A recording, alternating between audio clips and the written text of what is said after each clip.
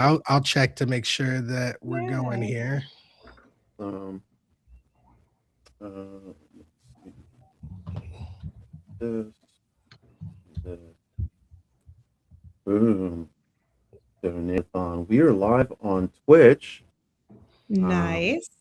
And we're yeah, we're live on live on Substack Twitch. now as well. We're live on All right. Substack. Yeah, I can see it. We We are. already Nice. got 4 Let people me here. All right. 5, welcome, 6. welcome everybody.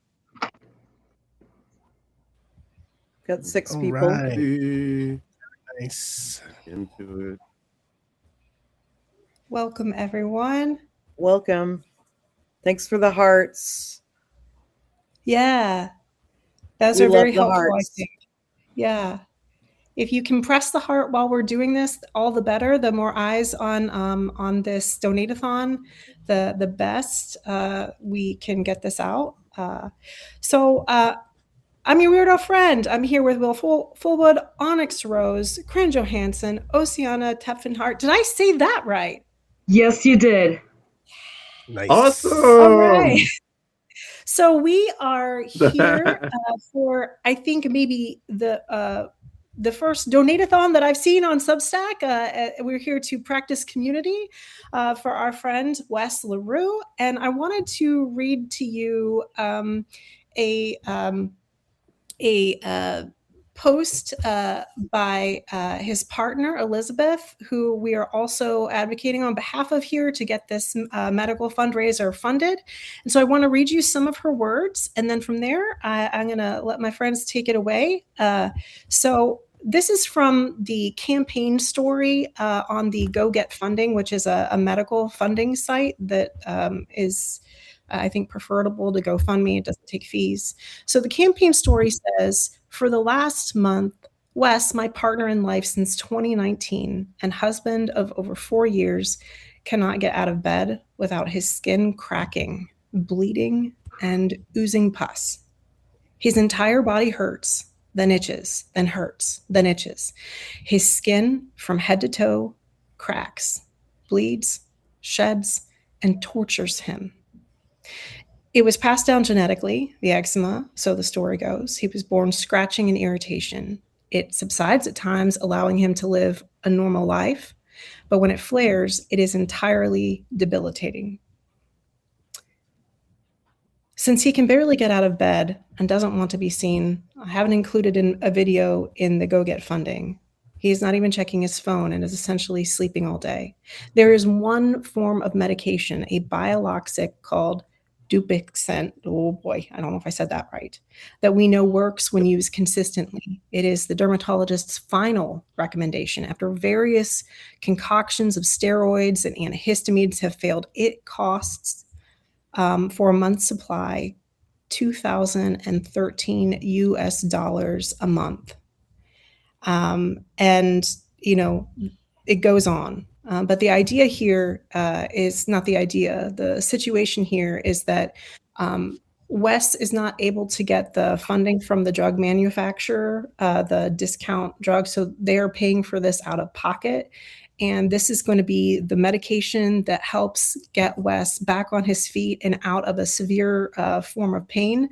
And we are here today to hold up our friends, Wes and Elizabeth, and raise money for them. So we're going to talk about stories about community, what it has meant to us, and periodically we will return to the fundraiser for our friend Wes and encourage you to share. And throughout the live, we will be giving shout outs to people who have donated, but I did want to pass on from Elizabeth. She just sent us a message. She is ill today and cannot attend, but she did want to say that she wanted to thank not just the people who donate today and the people who show up for them today, but for every person who has donated to Wes's medical care and how much she appreciates you and how much Wes appreciates you. And so from there, Will, my friend, let's take it forward.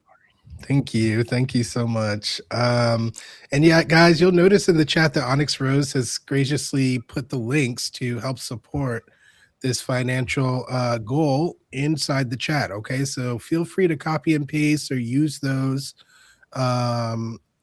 tags in order to send money And just on a personal note, this is somewhat personal for me because my husband also suffers from eczema, and he doesn't have as severe a case, but it's pretty severe, and he's also had it for his entire life. So as soon as we discovered that, Wes and Elizabeth were going through this, we definitely wanted to do our part to support. And that's kind of part of what it means to be in community with people. And that's kind of a little bit what I want to start talking to you all about today. So about being in community and what that means. Okay. If you were to go into my articles that I wrote when I first joined on Substack, you'll see that I wrote about community. And community is something that I've been creating throughout the course of my life. And even in my career, y'all, I'm a teacher, right? And what do you do when you develop a classroom, when you foster a classroom environment? You're creating community when you do that. And I think the basic level that you could think about community is sharing values and acting on those values within a group. And this is one on my post that I wrote for this event. What I said was, actually, I'm just going to read it. Might as well just read the post that I wrote. So the post that I wrote, I said, "Hi, everyone. While I have my criticisms of Substack and all social media platforms, really, one aspect I cannot deny is the community building opportunities available to us via these tools. Elizabeth Silic LaRue and Devon Lesser LaRue are two quality people who I wouldn't have been able to meet or speak with without social media. And I'm so glad I was able to connect with such thoughtful, values-driven, courageous individuals. They're part of my community, those who share my values and who intentionally act on those values. That's why I'm proud to take part in and support an effort to raise money for their family's difficult health emergency happening right now. I will always stand for people in my community however I can, no matter how minuscule it might be. If you believe in me and my work, please consider donating to this cause as an extension of that work, building and strengthening community for our mutual benefit. I hope to see many of you, hear your stories of community building and connection, and to financially support those in our community who need it." Okay, so just to kind of review some of those ideas that I was talking about there, this has been my mindset, y'all, since I was a child. All right. So this is something I've been cultivating for a very long time. I've always been the glue, if you will, of various friend groups that I've been in throughout my life. I've also created a lot of various different events throughout the course of my life that were simply community building and community supporting events. One of the earliest that I can actually think of is a peer mentorship program that I was part of when I was a child. Okay. And I was kind of identified as somebody who would be good at doing peer mentorship back in middle school, taking y'all all the way back to middle school here. All right. And I was kind of running a situation where I would teach other people how to be peer mentors, right? And I would also deal with conflicts that would arise within the school community in a way that was less punitive and more restorative. So, y'all, I was already restorative justice way back in the day, right? Promoting that as a value for myself and for my classmates, and acting on that by training peer mentors and also doing conflict resolution with my peers. So that's like the earliest that I could say that I first got involved in kind of shaping my community based on my values and based on our shared values, or what we're supposed to be anyway. And it kind of just continued on that way. I went ahead and continued on by setting up various different events through social media. And actually, it's ironic because the only reason I ever joined social media, y'all, is to do stuff like this. Okay. I actually never joined social media for any other reason. The very first platform that I joined was Facebook. And I joined it only because I was there like when it was first starting, when everybody was in their individual universities watching the numbers fly up or whatever. But I did not join at that time. Okay. I ended up joining years later when I was running an event. And that event was to help students who were didn't have social security numbers, right? Either because of their immigration status, or maybe their parents didn't have social security numbers because of their status. And I was helping them figure out how to fill out the FAFSA without getting dinged, and so they could still fund their education. Okay, this was, 12, 13 years ago that I organized this event and joined Facebook. And that was the impetus for me to join. And then later on, I joined Twitter. Why? Because I was starting my show, The Contraband Wagon. Okay. And that show is where I'm changing the conversation on race, right? By deconditioning people from the ideology of white male supremacy. And when I started that, I needed to find guests, right? People who I could talk to about this subject matter. And it was very difficult to find people within my personal and professional circle, although I did manage to get several people on. But I also wanted to open it up to anyone in the entire world, right? So what did I do? I went on social media, where there are plenty of people who need to be deconditioned, right? From the ideology. And I started roping them in that way. So for me, and the reason I say this is because social media has always been a tool for me, right, to express my values and to live out my values in public, in the open, so people can see it, right? And so this is just an extension of that. Everybody here, right, and everybody who is going to be coming into this event later, who helped us organize this event, we all feel connected to Elizabeth and Wes, all right? And we all feel that there's a shared values that we have with them. They have their business, conscientious immigration, right? And one thing that they help people do is to think about moving within their values, right? That's a big part of their business, is making sure that when you're immigrating to another country, that you're not bringing all of this cultural baggage with you, that you're not bringing a level of entitlement that we see a lot of U.S. immigrants bring when they go to other countries, and that you're doing it,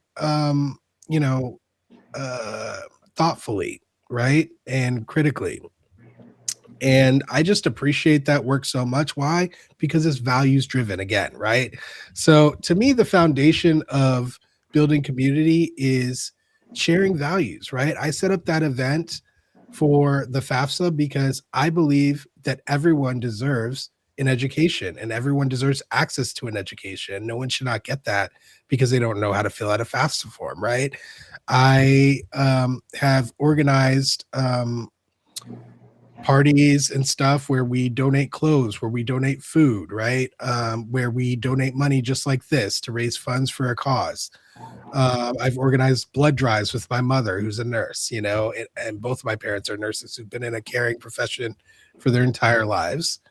And we do that. Why? Because we believe people deserve to be able to get medical care, right? And not to be deprived of that because there's not enough blood for them or the right type of blood or anything like that, right? Everything that I've done, right, is because I really truly believe that if you have the ability to help and it's within your values, then there should be a place for you to be able to do that, a way for you to be able to do that. And unfortunately, in our current society and environment, oftentimes it's quite difficult. You'll get ticketed for organizing to feed the poor in certain states, for trying to give people food and clothes, you can get in trouble, right? That's the society that we've built here. And if we want to make things different, and if we want to make things more aligned with the values that we share, right? For me, it's the values of truth, of love, of kindness, of community. These are the values that I want to promote. So if I'm going to promote those values and live those values, we have to create a way to do it, right? And this is how we're doing it, okay? So we're getting some amazing donations here. I definitely want to shout out Beverly Cooper Wheel, who was our very first donation during this session. Thank you so much for this. Yay! Thank you, Beverly. Yeah, and we just got a really big donation by Opti. Thank you so much, Opti. That is incredible.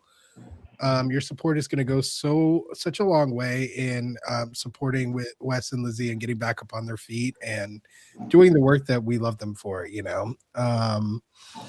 so yeah, that's kind of my whole overarching viewpoint on building community. I really think it's all about shared values, and it's something that means a lot to me. As you guys, if any of you guys have seen my work, my anti-racism work is built on the idea that we should build a shared value of anti-racism across racial categorizations and classifications in order to build a better world. And that's what I'm working on, guys.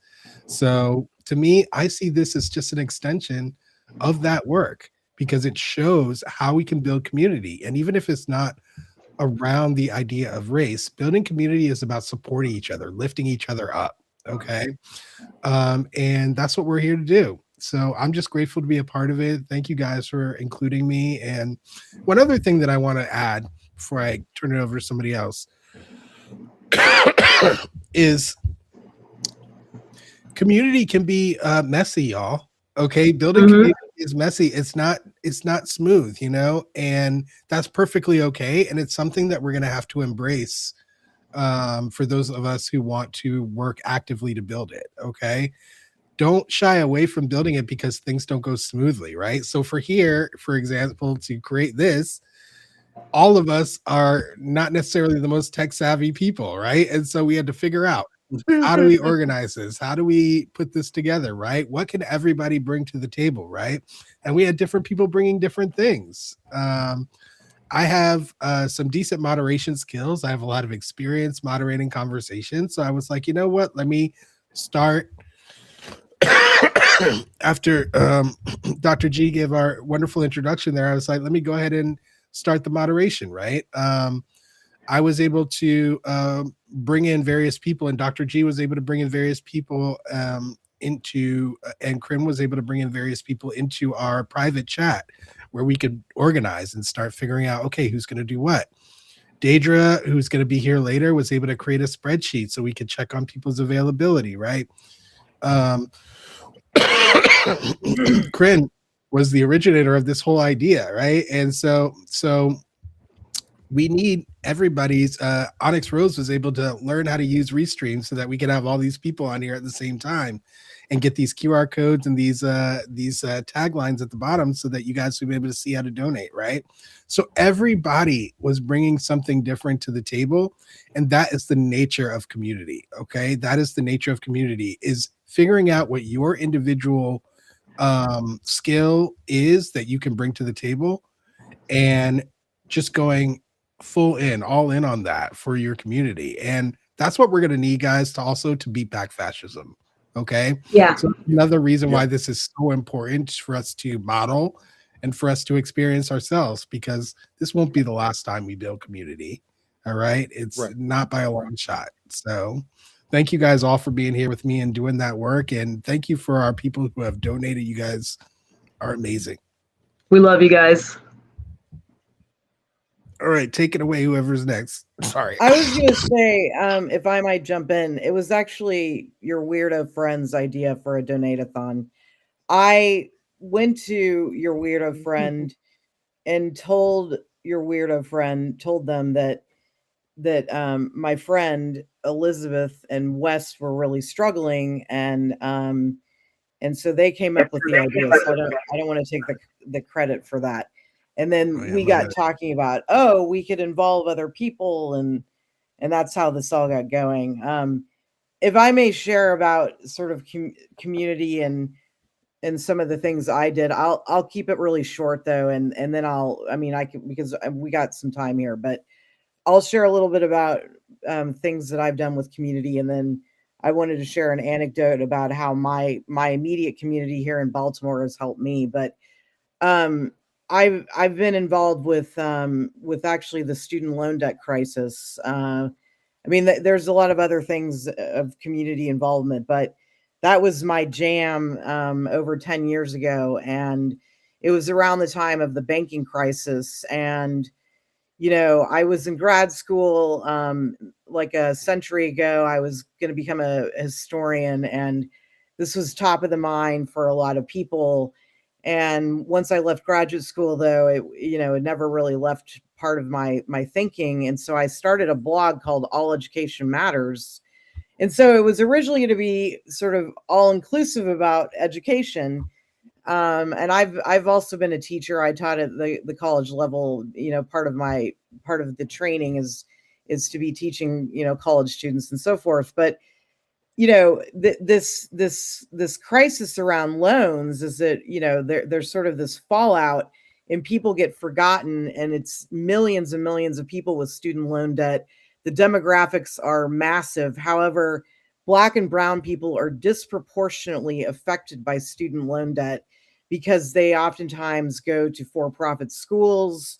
They will drop out. They have nothing to show for it, and then they are stuck in very low paying jobs. Oftentimes, that's not always the case, of course, but in many cases that can be the situation. So I also started putting two and two together about the ways in which it affected those communities disproportionately, which was incredibly enraging. But like I said, the demographics is wide ranging. If you look at like Parent Plus loans and so forth, it's a really, really complex problem. So I got deeply involved in this as an activist, and I wound up writing a book about it.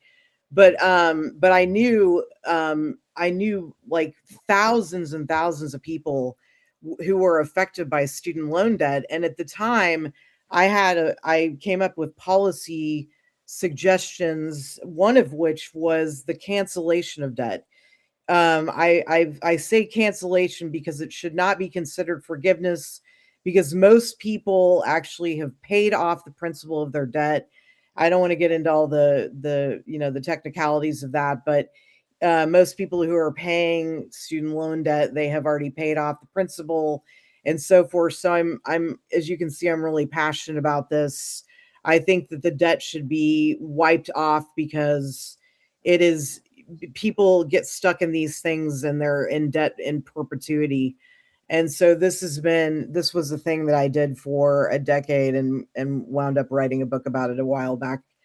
But I will say, in terms of community and people really reaching out and caring for me, I had a appendicitis, and my appendix said, "Fuck you, nope, I'm going to nope on out of you." But of course, needed the help of doctors, and it was an emergency situation. And I have 3 dogs, and my neighborhood really stepped up because we have a Facebook group, and my partner was out of town, and I was like, holy shit, what am I going to do? I have to go to the ER.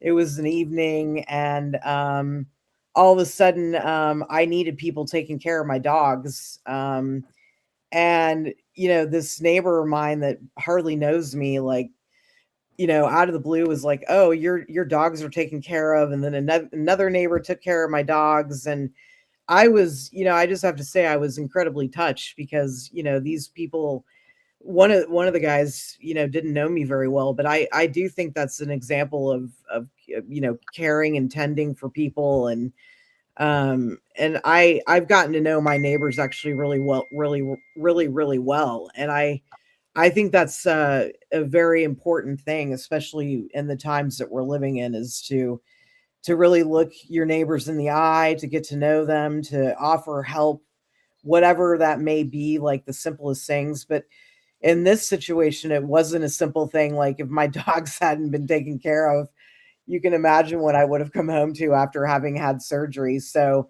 that's a little bit that I wanted to share. But I will say I write a lot about community as well. A recent article I wrote was about the global South. This Yale economist who lives down in Mexico has been reading my work, and he has written a paper about how communities in the global South are basically stepping outside of the capitalist mode of production. And they are, these are communities that are building outside of, they're building and imagining and creating communities that are no longer part of the capitalist mode of production. So it's, what I think is really amazing about that is we don't have to imagine what that might look like. because there are already communities doing it right now as we speak. And this guy who lives down there, he has been working with these communities, and I have a great piece about it, and it fills me with so much hope and excitement. And the guy, his last name's Barkin, but he shared the paper with me before it was even published, which I greatly appreciated. He wrote it with several other colleagues, and I mean, these are like models that we can look towards. And there are also examples in France, which I've told Will about, because as many of you might know, Will is moving to France soon. I'm hoping to go to those collectives, and it just fills my heart with just joy and excitement, because these are people who are intentionally saying collectively, like, we're done with this. We don't need to be exploited. We want to be ecologically centered, and our communities are going to be that way, and we are going to go on a new path that is, check you all later. So I just wanted to share that little bit as well. That's beautiful. Thank you. Awesome. Cool. Let's check in with our GoFundMe here. Let me pull this up. Just giving you a heads up, I did order some curry, so you are going to see me nosh on live, but no problem at all. No problem at all. All right, guys, we're at $11,912 for wow, that's amazing. Oh, Onyx Rose, what's up? Yeah. You good? That's nothing. Holy crap, dude! Throw me a fundraiser. Wow, I could use to get out of my mom's house. One thing, guys, that Elizabeth mentioned in one of her posts about this is all the money that people use to support white supremacists, who are terrorizing people, who have murdered people. I mean, these people, they raise tens of thousands of dollars in a matter of hours, and right. It's so interesting to interesting is the word, but it's frustrating too, right? To see that these people can be so readily supported, right, for their tyrannical acts. And unfortunately, when we're trying to get people to support for community building and for community events, for health events, it's people are more reticent to give, right? And it's something that we really have to work on. Well, I mean, I think that there's various. Yeah, go ahead. Do you think it's a negative idea? Like, I don't want to give. Like, I don't know. It seems like I don't know. Like, white supremacists and all of them are happy to give money to their cause, but when it comes down to community building, mutual aid, people get a little bit squirrely. You know. I actually have a little bit of an explanation about that. Go for it. Okay. So for those not in the know, I grew up around, well, for one thing, I grew up in one of the only quote unquote all white towns in New Jersey. We had 15 people of color out of 5,000 people. So I heard a lot of stuff. And back in the day, when I was a teenager, I actually hung out with people from the Young Republicans Club. And even back then, when it was like 2008, 2006,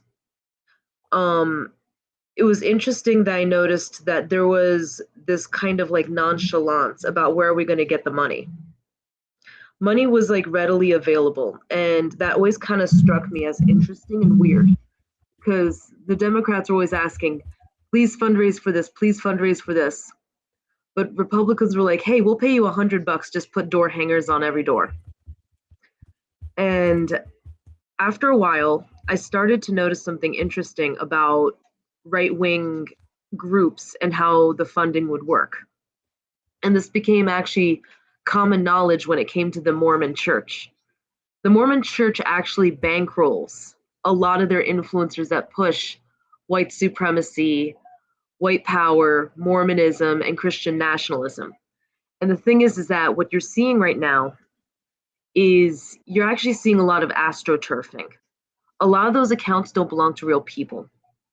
A lot of those accounts are just trickling in small amounts so that it just goes right underneath the IRS threshold so that they don't have to explain where all that dark money came from.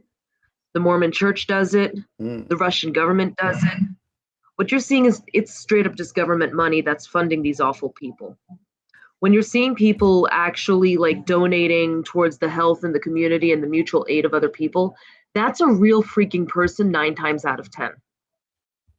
This also explains why a lot of those white supremacists, there have been so many studies done on the isolation of white nationalism and how literally they're so lonely in that entire political sphere that it messes with their brains. That's why half of them are off the deep end in conspiracy theories.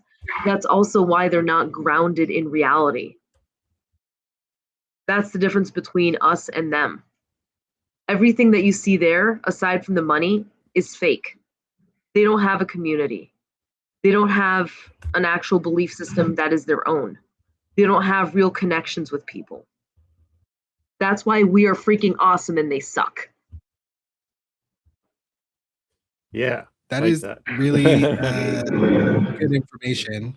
Thank you for that. Yeah, astroturfing is definitely a big problem, and it belies the reality on the ground. Like I was just in Anchorage, and I went and checked out the No Kings, which was interesting. And there, I mean, half the population lives in Anchorage, okay? So you're going to get a lot of different political views, right? And aside from people's attitudes about No Kings, it was a lot of trans people were there, and it was a very, colorful, great event. But I will say, in terms of opposition, there was only one truck there that was a brand new white truck that had all these dumb signs that were pro-capitalist and Trump and flags. But I thought, that is such astroturfing. Somebody paid for that truck, and that was the only opposition you saw in all of Anchorage, which is, again, half the population of Alaska. And you would think there would have been a lot more opposition. So I thought that was quite, it was telling to me. Yeah, like that's a real thing. I actually, at my job, I work as a secretary. And one day we had somebody who came in with a Trump shirt. And this guy, when he first saw me, like, I almost had to call the cops on him because I was scared he was going to hit me. That's how aggressive he was. I'm so sorry. Long story short, I had to pause and I asked him about the Trump shirt. All of a sudden, he was like a big cuddly teddy bear. He's like, oh, yes, Trump, let me talk to you about that. Long story short, this guy was talking to me and he's like, yeah, my wife left me. All my friends started to vanish for some reason. But I found Trump and that makes me happy. And I was like, oh, is that so? And he's like, and then I found all these guys who do science. Like, did you know that the moon isn't real? I was like, oh, wow. I was like, and he was like, I thought that you were one of those, dumbass liberal types. I was like, well, you definitely schooled me. How was I supposed to know that the moon wasn't real? Clearly, I'm not hanging out with the right crowd. But that's the thing. Like, the astroturfing is real, and they do target these lonely people who don't have a community and don't have that, like, base to keep them grounded. It makes sense, there's a lot of self-loathing in that crowd, and I'm sure that makes people very manipulatable, Yeah, exactly. So guys, thank you guys for your continued support of Elizabeth and Wes. Really appreciate the donations that we're seeing come in. We've got another donator here. I can't see the name on the site, but another $50. So thank you guys for sending that in. So Every much. little bit helps. Okay. Yeah. Y'all, you don't have to be ashamed because you can't give like $100 or something. Okay. Like any little bit helps. I've literally given people the shirt off my back. Okay. In the New York City subway, there was a man, he needed the shirt off my back. And I took my shirt off and I gave my shirt to this person. You Yeah. know, I was walking up the subway stairs once and there was a black man who was having a mental health crisis standing at the top of the stairs as you're coming up out of the subway. And I was exhausted. It was late. I had been traveling and working all day. And I didn't have any money to give this person. I didn't have anything to offer except for a hand on his chest. That's what came to me to do. So when I walked up and I met him at the top of the stairs, I put my hand on his chest to let him know that I acknowledge him, that I recognize him. And then I kept it moving, you know? And even little tiny acts, right, can make a really big difference. And that's even the case in these fundraisers that we're doing. Even if you can give $1, okay, it makes a difference. And it's part of building community. All right. So don't think that you can't do anything because, oh, I don't have it like that. Okay. I don't even have a job and I donated. All right. So if I can manage it, y'all can manage it. And you could be part of this effort to really help our friends. And y'all, Elizabeth has managed to join in a little bit and watch the stream. So we're so grateful that she's here to cheer us on and supporting her. And she's not feeling well, guys. So really, we hope for her to get better as well. Both of them are horizontal.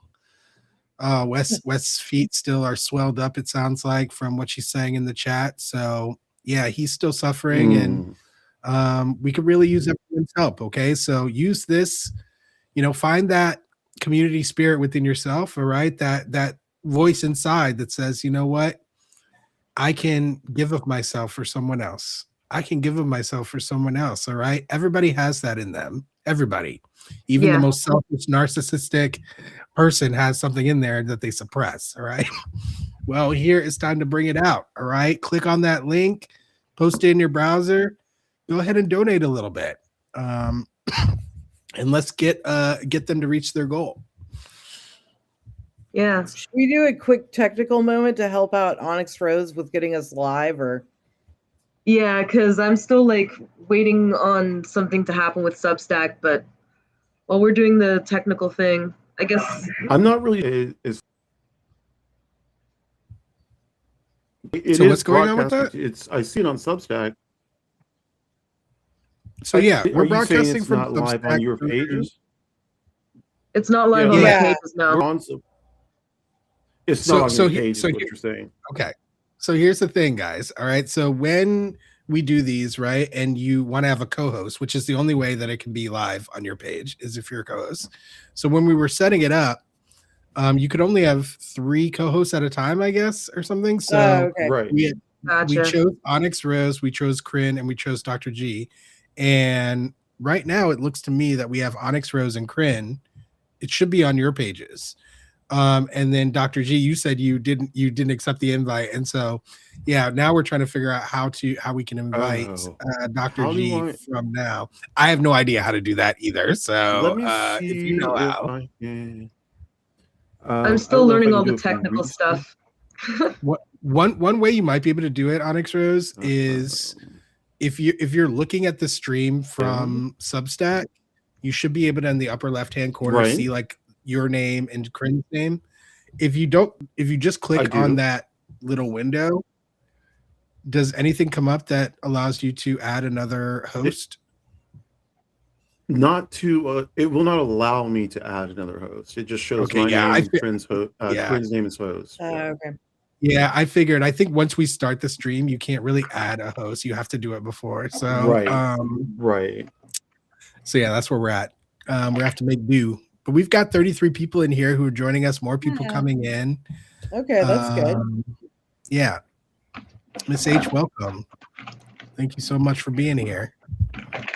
Yeah, and thank you for your patience as we, this is the first time we're doing this, and we've also we're going to be here until 4, but we have all acknowledged that this is the first time in a practice, right? Where we are crowdsourcing and practicing community right now, and in terms of trying to figure out how we can use this platform and various streams to help our friends. So this is not going to be the only time we do this, and we will only get better as more people, as we learn, and as people crowdsource, hey, I saw this, and next time you do it, here's another thing that also helps. There's we did this collaborating together. All I had was an idea, and I was like, and I told Corinne, I was like, I think I told all of you this. I got it from the Golden Girls. I'm not gonna lie to you. Yep. I was like, there are donate-a-thons on the Golden Girls, and I am Jody, sure we Jody, can do hello, this. Jody. So yeah, and all of our friends made this happen. I was like, I can do a flyer and have this idea, and everyone here and everyone who's about to be on this live has made this happen for our friends, Wes and Elizabeth. Yeah, and Will, one of the things that you were saying too about like any amount that you can donate to this fundraiser is an amount that we didn't have before. So this is all going to Wes and Lizzie. But I know I could talk about community, and I think I will as things flow through. But I actually wanted to share a poem that is not mine. It's by Bonaro W. Overstreet, and I want to explain why I want to share it. So I am a community college teacher. I've been a professor for since 2002. Math is hard. I think that's 23 years. And occasionally, my students will be like overwhelmed by learning about structural abandonment and systemic harm. And they're like, what do we even do in the face of all this? Like, how do we intervene when we are just one person? And I tell them two things, and the second part is the poem. But the first part that I tell them is that, the biggest trick that I think that white supremacy culture teaches all of us is that power is held through institutions, lateral institutions, like your city government, your state government, your federal government, or any institution, workplace that you belong to. That if you can't move through the institutions and get what you want, then you don't have power. But power has actually always lived laterally in every institution that we have built or that has been built to subject people, right? It is only loaned power from actual people, but power always lives horizontally and laterally. In fact, when we talk about things like politics, whether it's work politics or governmental politics, it's really, in some ways, a theater, the story that we tell about how power works. And they put on that theater for everyday people to be like, this is what power is and this is how it works. But all of us own that power and put it on loan to these institutions. But also we can move outside of those systems to help each other and to advocate for each other in all of these various many ways, right? So please, I think this moment really encourages a lot of us to divest from this notion that power is only had through institutional means. That's anytime power has shifted in any kind of way, that has always started outside of the institutions that are designed to harm marginalized individuals, right? We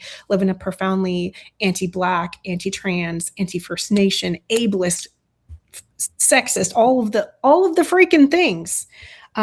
This is because we, at least in the context of the United States, our system is built around coercive control. So I try to explain to them where power lives. And sometimes they look at me like I'm pointing to like molecules of oxygen when I say that. And they're like, what do you mean? Right. So this is why I try to go with the second piece, which is this poem, because I think that it speaks to the thing, right? Because sometimes you can explain something rationally to somebody and they're like, I hear you, but I don't feel you. And when you feel somebody, that's when you actually understand a thing. So this is a poem from Bernardo W. Overstreet called Stubborn Ounces. So if you've heard this before, it's one of my favorites. So it's called Stubborn Ounces, and there is a sort of subheader to it that says, to one who doubts the worth of doing anything if you can't do everything. And it's short, 2 stanzas. You say the little efforts that I make will do no good. They will never prevail to tip the hovering scale where justice hangs in balance. I don't think I ever thought they would, but I am prejudiced beyond debate in favor of my right to choose which side shall feel the stubborn ounces of my weight. And that's usually how it's a poem that I save on my computer. I've made art to remind myself of this. And that's so important because when we think about power, we think about it as this top-down thing, but it is always lived in the fabric of community. And you first have to feel that for yourself and then start practicing it. So, and I'll pass the mic. That was wonderful. That was beautiful. And, I think it's right in line with what I was saying about values, right? Because that is a values-based proposition there, right? Like it's not about the impact, it's about the person you want to show up as, and how you want to show up. And it's a decision that you make, guys, for your life and how you want to live. And for me, I don't want to be living in a world where however it happens, tens of thousands of dollars are going to people who commit these racist, sexist, transphobic acts of violence. I want my money to go to people like Elizabeth and Wes, who are out there doing good work, who are building something in their community in Mexico, making relationships there, and who have really built a strong community here on Substack based on their authentic selves and the work that they are bringing to all of us, the knowledge that they're bringing about their experience. And for me, somebody who's about to be immigrating to a new country, right? I mean, that experience and that storytelling that they were doing about their own move and about the barriers that they experience, the struggles they experience, and what I might expect, that's invaluable for me, And, it's for me, even though like I'm not one of Elizabeth's clients, I'm not one of the conscientious immigration clients, but I immediately paid. I immediately paid for the Substack because just of the values being aligned, period, and for me, that's enough. That's enough. If I see values alignment, then I'm going to support, There's people on here who are fighting for trans rights in various ways. I give my money. I support. Why? Because that aligns with my values, is supporting humanity, right? And that's a part of that. And I mean, I have limited funds, here. Like I said, I've got a little trickle in from my patrons at this point, and that's really all I have. But I'm going to share it with my community members. All right. And this is a choice as a way of living, as a way of life. Okay. So this is not a one-off for me. This is something I'm going to be doing forever. And like Krim was talking about, those communities who have already decided to, divest from capitalism and invest in a different kind of system, those are communities I'm going to be seeking out actively and intentionally so I can try to become a part and build. And so hopefully I can bring something back for us, in the United States, and find new ways of living with each other and existing with each other and supporting each other's life. Because definitely the stories that Dr. G was mentioning earlier about how power works, how we should be existing within those structures, and how to get ahead in those structures, those stories have led us to, destruction. And we're going to have to find a new story, and I think many of us are searching for that. Many of us are hungry for that. Even those lonely white Christian nationalists that we, Oceana, you talked about before, like people are desperate for a true way of living. In other words, an authentic way of living.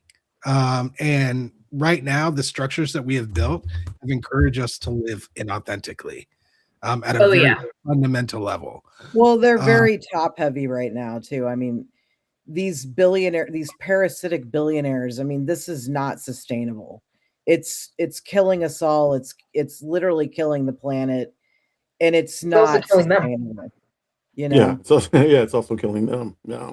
Yeah, I mean, imagine being them, like, and being surrounded by sycophants. I mean, it's pathetically sad. Like, I wouldn't ever want to be like that. It's psychotic. So I have a little bit of experience in this. Well, not quite this, but this is going to be like one of those tales of the two cities. You know what I mean? So for those of you not in the know, I come from the old school underground rave scene, and a lot of us were crust punks, gutter punks, hardcore ravers. We're on and off the streets. And a lot of times, the difference between being left alive on the streets and being dead was having people in your corner. There were several years where I basically had almost no income. And the people who kept me alive were the people who were like, yeah, well, there's this party over here. Sleep overnight at this party and you'll be good. And it's funny because while I pretty much disavowed the rave scene since my divorce, the people who stood up for me during, a lot of issues there, they're all my ex-boyfriends from that scene. They're always the ones who are like, listen, just give me a call. Let's get you out of here. One even invited me over to Vietnam. I was like, listen, no questions asked. If you just need to leave the country for a while, do it. But I know somebody who went to the Met Gala. She's a friend of mine. And she actually had hired me at one point to write an article about her breakup with a billionaire. And she said that was like trying to date a teenage boy. The dude had no personal growth. None. Yeah. Could not, that kind of emotional stunting where you're in your 30s or your 40s and you're still got the mind of a 16-year-old. Right. That only happens when people don't talk to you. As a high masking anyone. Yeah. Yeah. As a high masking neurodivergent person, I realize I come off aggressive at times or come off crazy at times, but you can tell that there's more in my brain than a 16-year-old. That kind of level of stunting means that person has never actually had a real relationship where they actually had to make decisions to better other people's lives. Yeah. Oh, yeah. And Oceana, you know what you're making me think of is that conversation recently that got broadcast with the founder of Walmart, and he's like, oh, yeah, I just built Walmart and then I just started building more Walmarts, and just like that is all that's all that was in that man's head. It's like building Walmart and anything related to building Walmart, and just he was completely incapable of thinking outside of that. And so it's very imaginative. Yeah, right. I mean, it stunts your imagination, right? When it does. Yeah, when you are only thinking in a tunneled way, right? Narrow track thinking, yeah. Yeah, you're not going to get access to other stuff. And yeah, it just creates these really immature, emotionally stunted, like you said, just lacking empathy oftentimes, right? Because how do you build connections with others if you're always thinking about, yourself and your own little fiefdoms, Right. So yeah. I just want to remind everyone, because I'm going to have to drop off here in a couple minutes. I'm celebrating someone else who I'm in community with today as well. Nice. A friend of mine who has earned her PhD.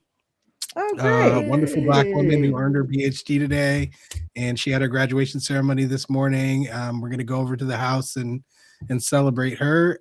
She's been through the ringer like most Black women, right?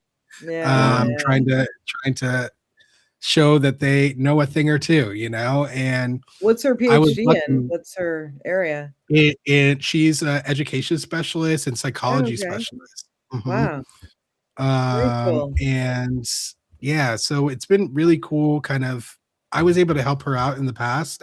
Also, this is another community support thing, where she was being unfairly targeted by our former employee, our former employer.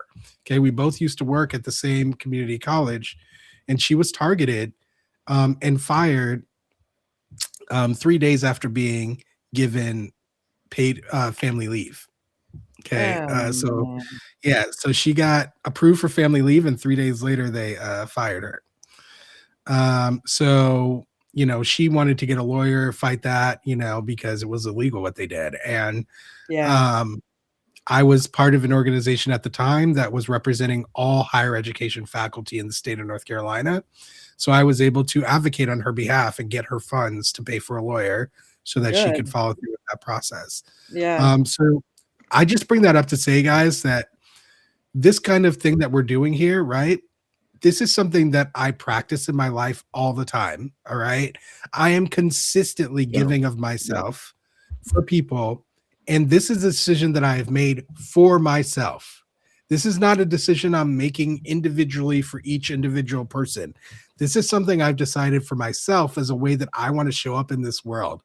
I want to show up in this world as someone who is supporting people who share my values and doing that in tangible ways that people can name, that people can feel, that people can experience. And whether that's a hand on someone's chest or $1 in their pocket, okay?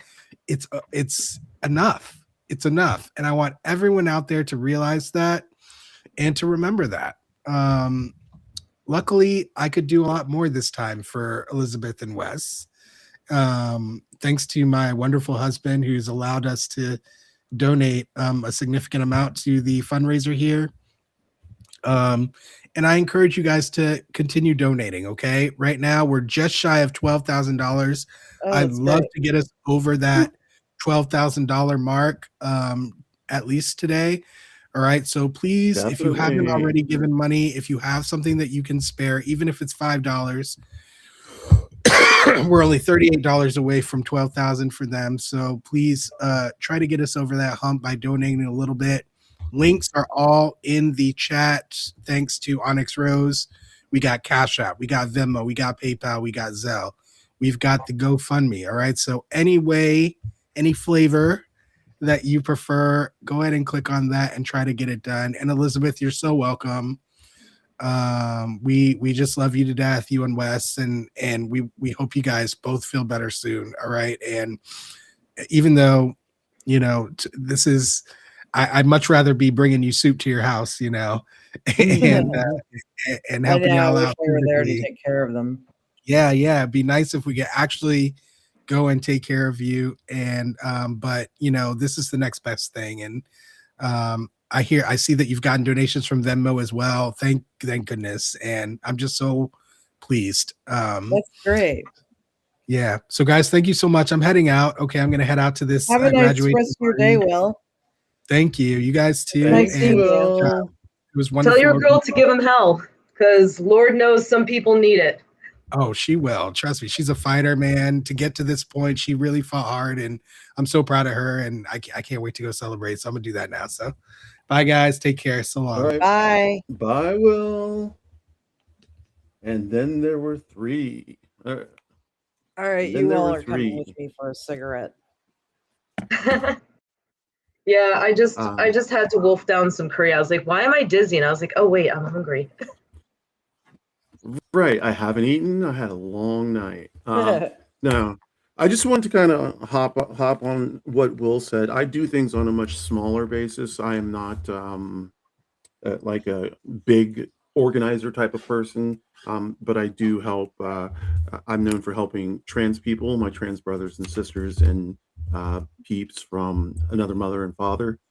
Those that don't have family, I do give my money freely when I do have money.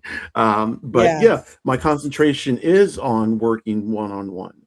I feel like it is a calling, and I don't take it lightly at all.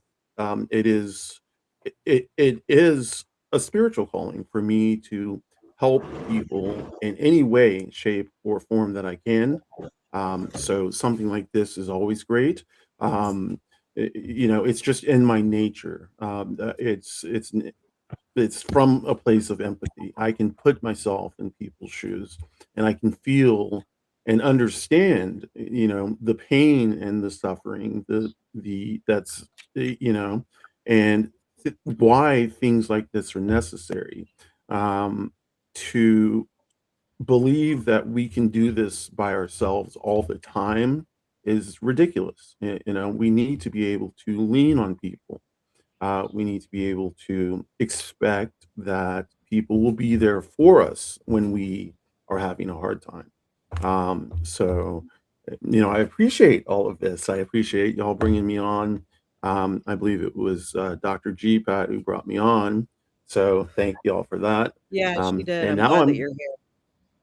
He's Thank back, or you. they're Thank back. you. They're back. Let me bring them on. There they are. Let's see. Whoa. Hey, human. Oh, What's bye, up, human. Doc? Oh no. Oops. That was my. Yeah. We're still getting used to Restream here. Hi. Are you in? No shit. They keep going away. Bear with us, everyone. Okay, I'm gonna do it once. There we go. That should be it. Okay. I'm back. I was in the chat for a minute. Yeah. You were. I saw you. Yeah, I was hanging out with Deidre, and Elizabeth is still there, I think. So yeah, I just wanted to spend some time in the chat. So when we're in Restream, we can't see what's in the Substack chat. So I'm gonna try to pop in there. I thought that I could leave both. You have your. Are you on your phone? No, I'm on my laptop. My phone is hot trash. You should it's cracked. You should be able to see it. Oh, I can't. It's okay though. It's the I Okay. can't see the chats coming in, but I can occasionally pop into the chat and jump back in. So I took the liberty while I was going to the water closet. Well, after I went to the water closet to get a giant bowl of goldfish crackers. So I had my lunch, friends. I've gone fishing. Goldfish. Huh? I said I will be you're a child at heart tonight. Oh yeah. And I'm only gonna do this just to make my husband laugh because I know he'll laugh when I do this. So I really as somebody, I know I'm gonna be on here until like 4, so I'm happy to like filter in like my stories of community, but as somebody who, for the sake of survival, is estranged from my family, I understand on certainly one level that is practical that being in community is survival, and one of the ways that we have been able, one of the reasons why weak hoarding individuals have been able to manipulate people so much is because of dividing people and teaching you that the only thing that you're meant to do is to go to work and to consume and then go home and be very tired and then get on streaming services to consume the stories that they want you to consume, to idolize the kind of life and the kinds of bodies and lives that they want you to idolize. Yep. And to be so tired and so fearful. When I have worked with, I'm a community organizer of 2 decades, and I also study and research community organizing from the level of communication and how organizations build each other. And I've been mentoring people for the last year, a new level of organizing. And one of the things that I've found is that people are very afraid, almost more afraid of watching what is happening, even though they know that it's bad, the thing that I hear over and over again is, I'm so isolated, and their fear is talking to their neighbors that they don't know. They'll say things like, I talked to my partner about this, or I talked to my best friend about this, and they're not there. And so I don't know what to do. I'm so isolated. And my answer is always, keep trying, try again, and reach out to people that you don't know, because sometimes the people who are closest to us might be in a chronic freeze state from a lifelong experience of trauma, and don't know that there is another way to live in community, which is where our power actually lives. Because when we take care of each other, we are that much harder to take advantage of, and we have so much power. And so now I'm going to transition into talking about another really inspiring thing. And this is the part that's going to make my husband laugh, not the part that I just said. So I love, Crane, you said I'm a child at heart, and that's the only reason why I thought of this. So I do make a practice of reading, and I have always found that young adult literature and middle grade literature and children's literature is actually oftentimes more, and also animated series are more exciting and actually have better writing, because it's harder to hold kids' interest in a story. And so as someone who teaches writing, a thing that I've consistently found, setting aside the snobbery of higher education and what it considers literature and film, right, is that it's actually people writing in like fantasy and speculative fiction, and especially in and around teaching young readers and young audience members that there's the most creative storytelling. And one of my favorite, this is the part that's going to make my husband laugh, because I cannot stop talking about this cartoon, and I will not stop. So it is on Netflix. It is the only streaming service I still have, but if it gets bought over by some scary fascist, I will unfortunately have to part ways with this show. But this show is called Pinky Malinky. I know that if my husband is on this chat, he is laughing right now. It is a story. So it's an animated series. They're only about 20 minutes long. The intros and so it's animated. So the intros and outros are of these three middle schoolers who make like YouTube, videos. So intros and outros are those little videos that middle schoolers might create. And then the next like segment of like 12 minutes is this story of them like in middle school, just going through their lives. The reason why it's called Pinky Malinky is because the main character is a hot dog, a sentient hot dog. Every other character in this film is a human being, and they make zero explanations for why Pinky is a hot dog, and it is so fantastic. And the whole thing is legitimately about building community. That's great. And it is so wholesome. And so if you are feeling down and you are feeling like, I just need to have something on that is just a little bit silly, that just gives me, like my husband and I quote from it all the time. One of the opening episodes, one of the characters, Babs, is like trying to throw popcorn in Pinky's mouth, and she's missing. And like, he's like, again, just try again, over and over again. And she finally gets like one piece of popcorn in his mouth, and he's like, never give up. And they pan out, and the entire kitchen is like filled to the brim with popcorn. But like, so we just joke all the time. We're like, never give up.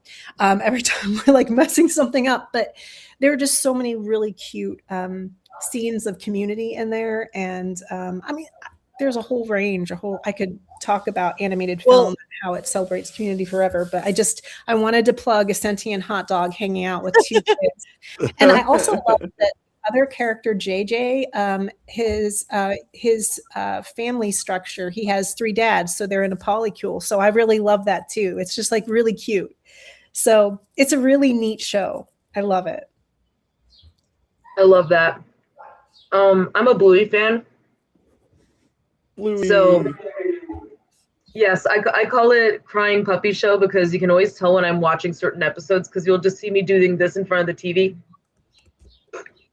Like that sad cry where you're not even making any noise. Like Bluey is one of those other ones where they have like a lot of community. You see Bluey hanging out with her friends. You hear about like Bluey's mom getting the 5 lasagnas from Coco. Was it Coco or Judo's mom? Or like how Coco noticed that like Bluey's mom was starting to isolate after her first kid because she thought that she was failing, and she was like, "No, you're doing fine." Such a beautiful thing. But yeah. Oh, hello. Hi, human. Hi, folks. And Not a hot dog. not a hot dog. I don't know Not if a you hot heard me talking dog. about the hot Not a hot dog. Yeah. Evan, have you We were heard me talking talk about a about show Pinky about a Malinky hot when dog. we've talked? I beg your pardon? I have clearly never. I haven't ever talked about Pinky Malinky when we've been on alive, have we? No, this is. Oh my God. Malinky is a new one for me. That's fantastic. Well, I have to tell you, I feel like I need to weave it into one discussion. Anyway, it's a cartoon that has it's all human beings, and the main character is a sentient hot dog, and it is hilarious and wholesome. And every time I explain it to somebody, they look at me like, "Who are you? And why are you watching this?" But Well, it is cool. You reminded me though of when we were in lockdown with COVID, and to escape, I started watching a show that was basically for teenagers, and it was on Netflix too, and it was called Lock and Key, Oh, and it had magical elements of it in it, but all the characters were, they were younger. Some of them were younger than the teenage age. Mhm. But it dealt with, so the premise was a family who inherited this house because the father had died under very mysterious circumstances, and they moved from the West Coast to this town in Massachusetts, which I love because I've lived in New England, and like I have my heart still there. I used to have a cottage in Maine, and all were welcome except fascists, of course. But they moved to this old, huge Victorian house, and they discover these magical keys that children do, and it was just a really great escape.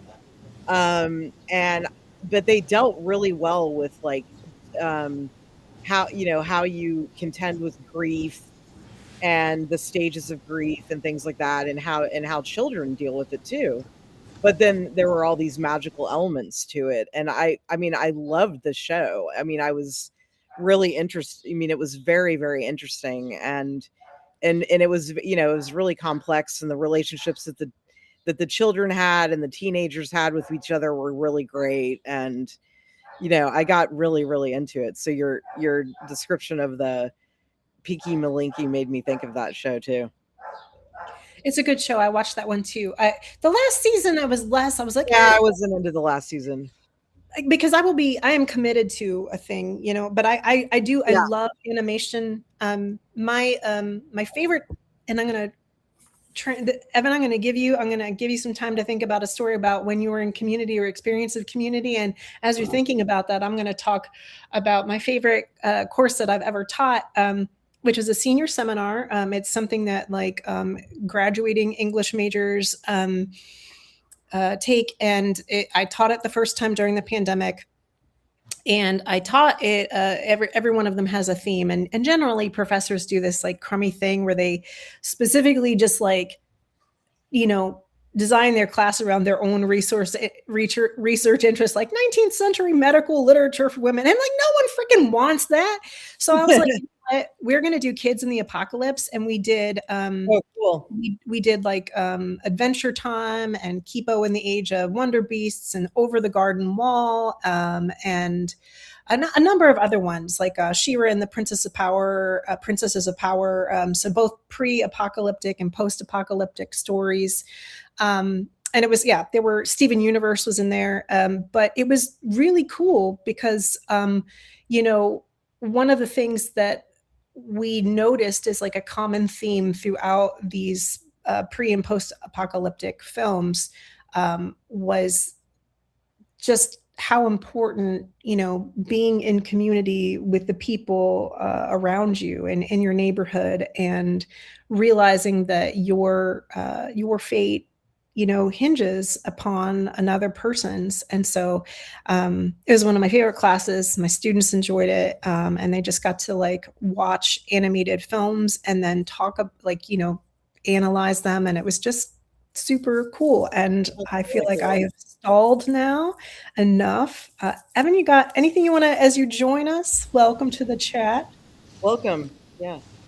Can we do a little reset? Why are we here? What is this about? How's our fundraising going? Catch me up. Yeah. Excellent. You know what? I will do that. So we are here for our friend Wes LaRue and his partner Elizabeth. And Wes is in the middle of a very, very painful eczema flare up that is creating a situation where he literally cannot get out of bed. And he is the eczema is covering his whole body, and he's experiencing because of constantly needing on steroids that it compromised immune system, so a lot of secondary infections. And there is just one med after they've tried the whole battery of things that is going to work for him, but it needs to be given consistently. And Elizabeth and Wes have had to pay for that out of pocket because they are not eligible for the discount program that people commonly use. And so they're paying about $213 per month for that treatment, which, as folks know, is pretty is significantly cost prohibitive. I absolutely could not do that. That would devastate any family. And so we're here to be in community with Lizzie and Wes, and to be in this donate-a-thon, hoping to raise money so that Wes can afford medication that can get him out of bed and get him back into a space where he's not feeling like he is in agony. And so far, at least on the Go Get Funding website, we are just shy of reaching $12,000. The goal is to reach $18,000. And this is our first attempt at a donate-a-thon to raise money for our friends. So if you are able to donate even $5, we would really appreciate everything that you can give can help. So can sharing, so can pressing the heart on Substack Live, or restacking our live. We'll be here until 4 p.m. Eastern time.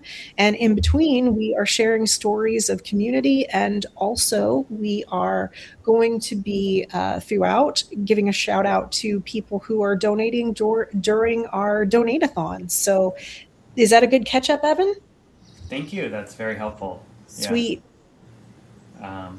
So I'm from Minneapolis, and I used to live in the Lowry Hill neighborhood of Minneapolis, which is kind of near the intersection of downtown and uptown, a beautiful area adjacent to the wealthy Kenwood neighborhood.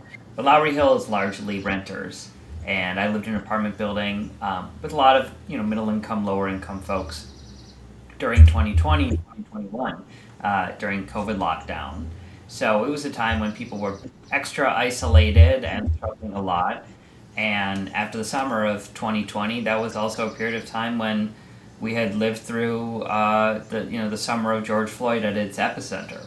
And a lot of folks in my little Lowry Hill apartment community had been active and part of that protest movement.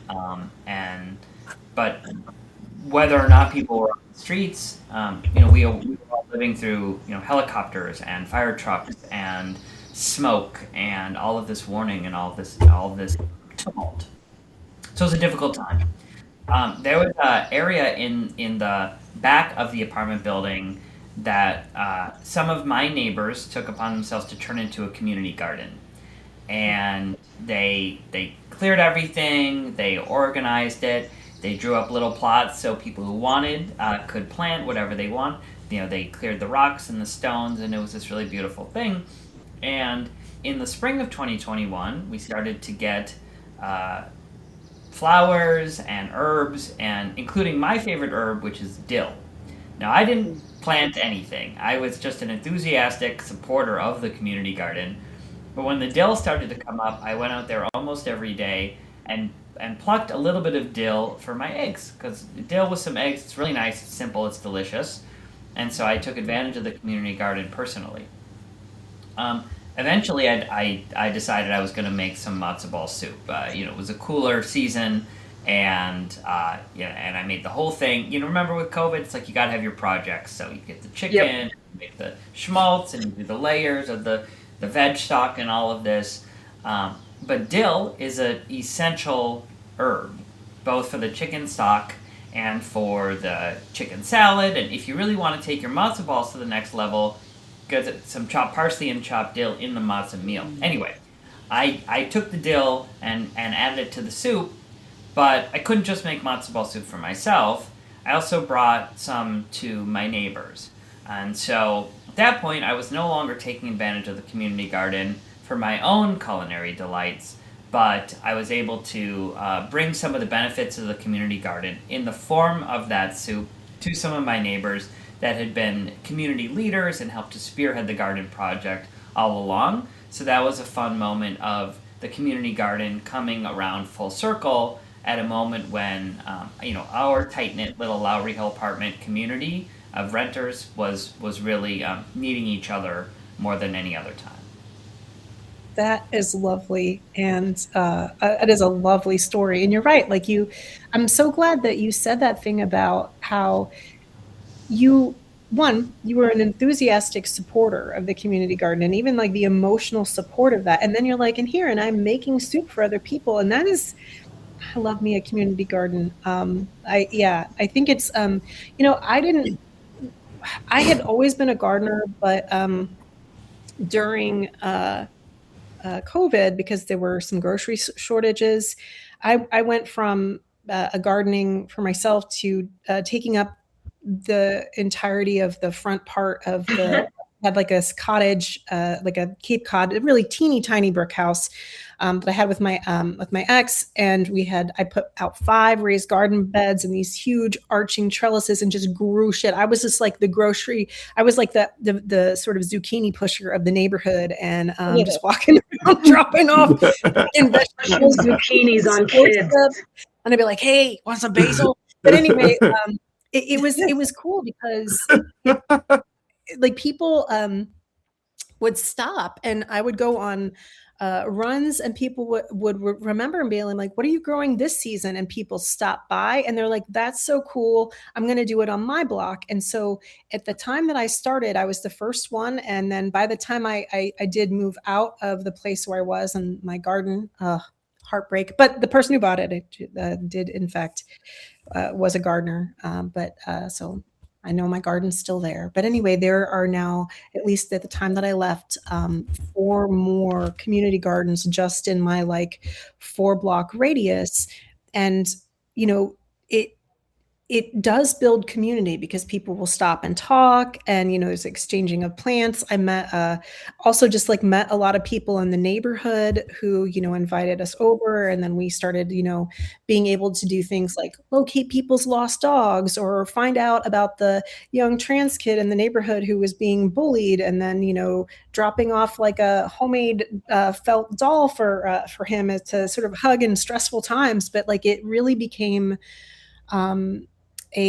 an opportunity to really meet my neighbors in a way that I was never able to do by just taking up space differently in the front of my residence. So, but a community garden is always a magical thing. So I love that your story was a garden story. It makes me happy. And here I was thinking that I was going to be around straight-laced people. Look at this one pushing zucchinis on innocent people. Experience all of this. I was Italian zucchini too. So 3 things about that. It's related to Occupy. I was really involved with Occupy, and one of the things I did, it's related to food too. I was living in the Dallas Fort Worth area when Occupy emerged, and I went to Zuccotti Park. I actually reported on when Occupy had already spread across the United States. I was the first to write about it spreading nationwide, but I made a bunch of food for the people in Fort Worth. So I took it down to the people that occupy Fort Worth, and I gave them a bunch of food, which made me feel pretty happy. But then I worked with she's unfortunately now deceased. She was my mentor at one point, Barbara Ehrenreich. But we collected like a bunch of the names of like the mayor's numbers, and I helped. Together we created this massive spreadsheet for the Occupy groups, like for numbers of important offices, you know, in case they needed to like do like reach out for, you know, issues around, like if they had issues and needed to reach out to those folks. So that was a pretty great project to do, to help like basically all the occupies across the United States. But the food thing was definitely one of the most rewarding that I did. So, but I like that you love dill. Like that's an underrated herb, by the way. And it's really great on eggs. Greatest herb of all time. Eggs, soups, pickles, salads. Oh yeah, for sure. On fish. I'm like a huge fan of sage, by the way. I think that's another one. Sage is great. And there's different kinds of sage. You know, you can have like sage tea. You can have the dried sage. Yeah. You know, there's burning sage. Sage is great. It's so versatile. Yeah, I make this dish that's from Siena, you know, in Italy. And it's you like braise the chicken first, and then you like you kind of fry the sage, and it's with olives, and you fill it up with like chicken broth, but it's with garlic and garlic, sage, and olives, and it's like really, really simple. So what happened to your weirdo friend? Did she?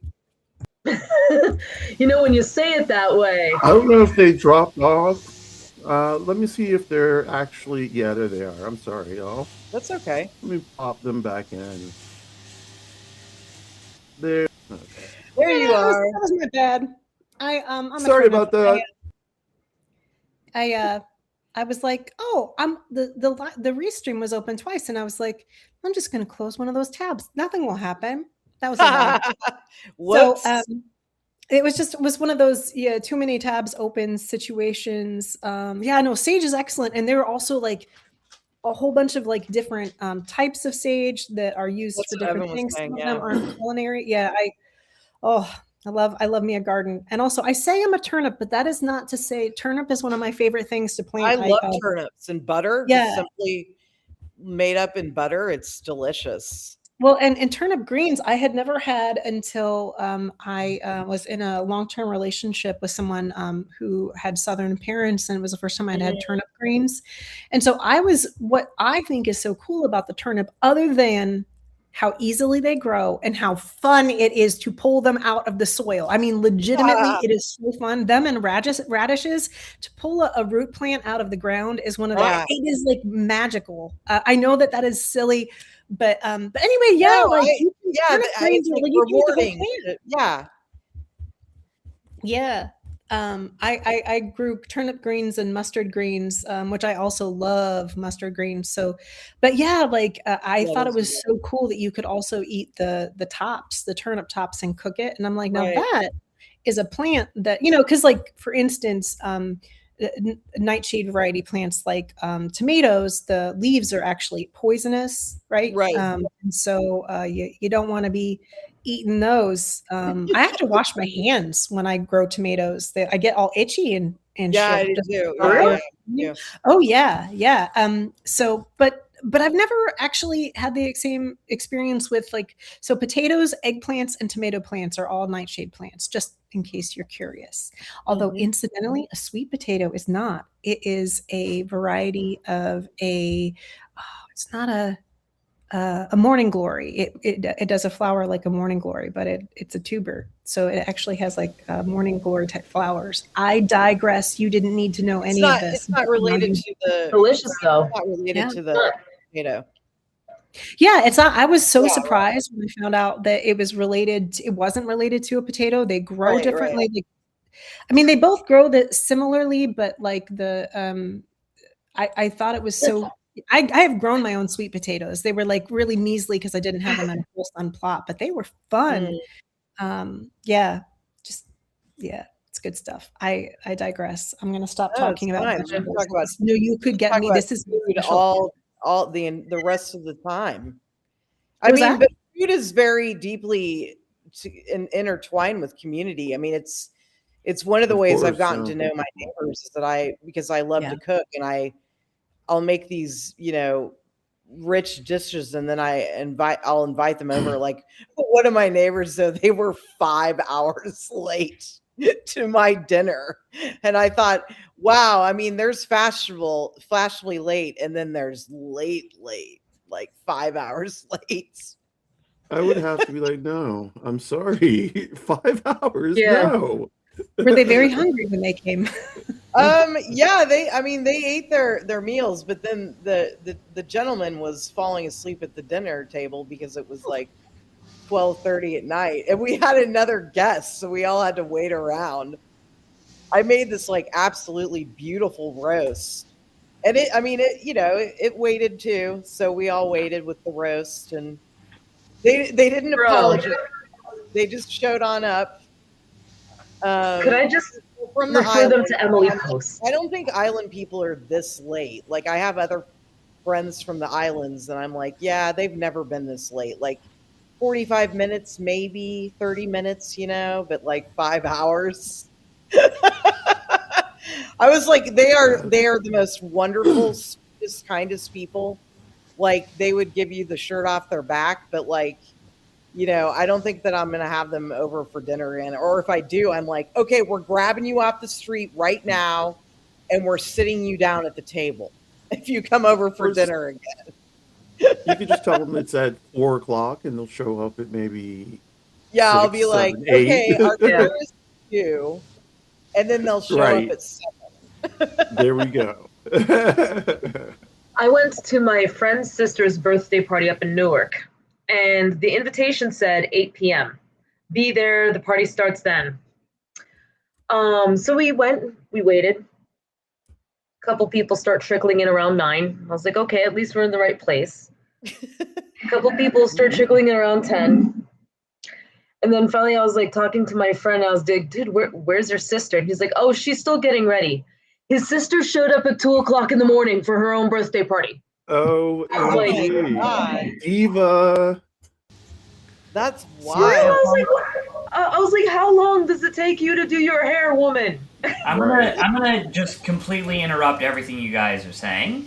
For folks who are watching this is a fundraiser. I know we're having fun, but if I may take the initiative to reorient a little bit, because you might be watching this now live or in the future. At any point, if you're watching this, thank you. This is a life-changing, game-changing. This medication should be free for everybody, but the fact that it's not is something that we are all working to change. In the meantime, let's continue to bring in the resources that are desperately needed. So let's talk about what a donation does. $200 covers it for a month. You can cover an entire month with a $200 donation. $50 covers it for 1 week. $50, that's a week of relief. $7 is a single day. So even if you're only to give as little as $7, that buys a day of relief, a day of functionality. So there's no amount too small, but just that's the material reality of what $7 does, what $50 does, what $200 does. You can scan this QR code up here.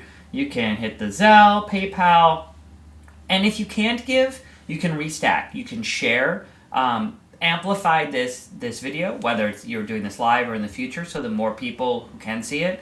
Your time and your attention are your most precious resources, so thank you for being here. Thank you for watching. And whether you've got a few dollars to throw in, 50 or 200, thanks to everybody who's giving to support this crucial cause. Thanks, Oh. Evan. Thank you, Evan. You are so Yeah. good at every time I do a live with you, Evan, you are so good at being like, and here is the through line, and I appreciate your, yeah. The Professionalism. one thing that we should correct, though, that Opti pointed out in the comments is that it's $2,100 a month for the medication, and that's the Oh. struggle right now. Oh. Is that, yeah, Good and to know. it's super expensive. Yeah. QR code. Thank you. So it's not. So Thank it's you. not. Yes. It's not 210 a month. It's 2,100 a month. So 2,100, right? $70 will cover a day. $500 would cover a week. So that doesn't change the fact that every donation matters, whether it's Right. 5, 10, Oh, of 20. course. It all Yeah. adds up. When we do this collectively, we get there, and we are getting there. So thank you. Whoever just scanned the QR code, you're amazing. You are my best friend. But that's the scale of the cost. That's a really thank you for that clarification. It's 10 times more extreme than we thought. To the point of community, I do want to identify how Substack, the platform, with all its flaws and with all its foibles and failures, is itself a convener of community.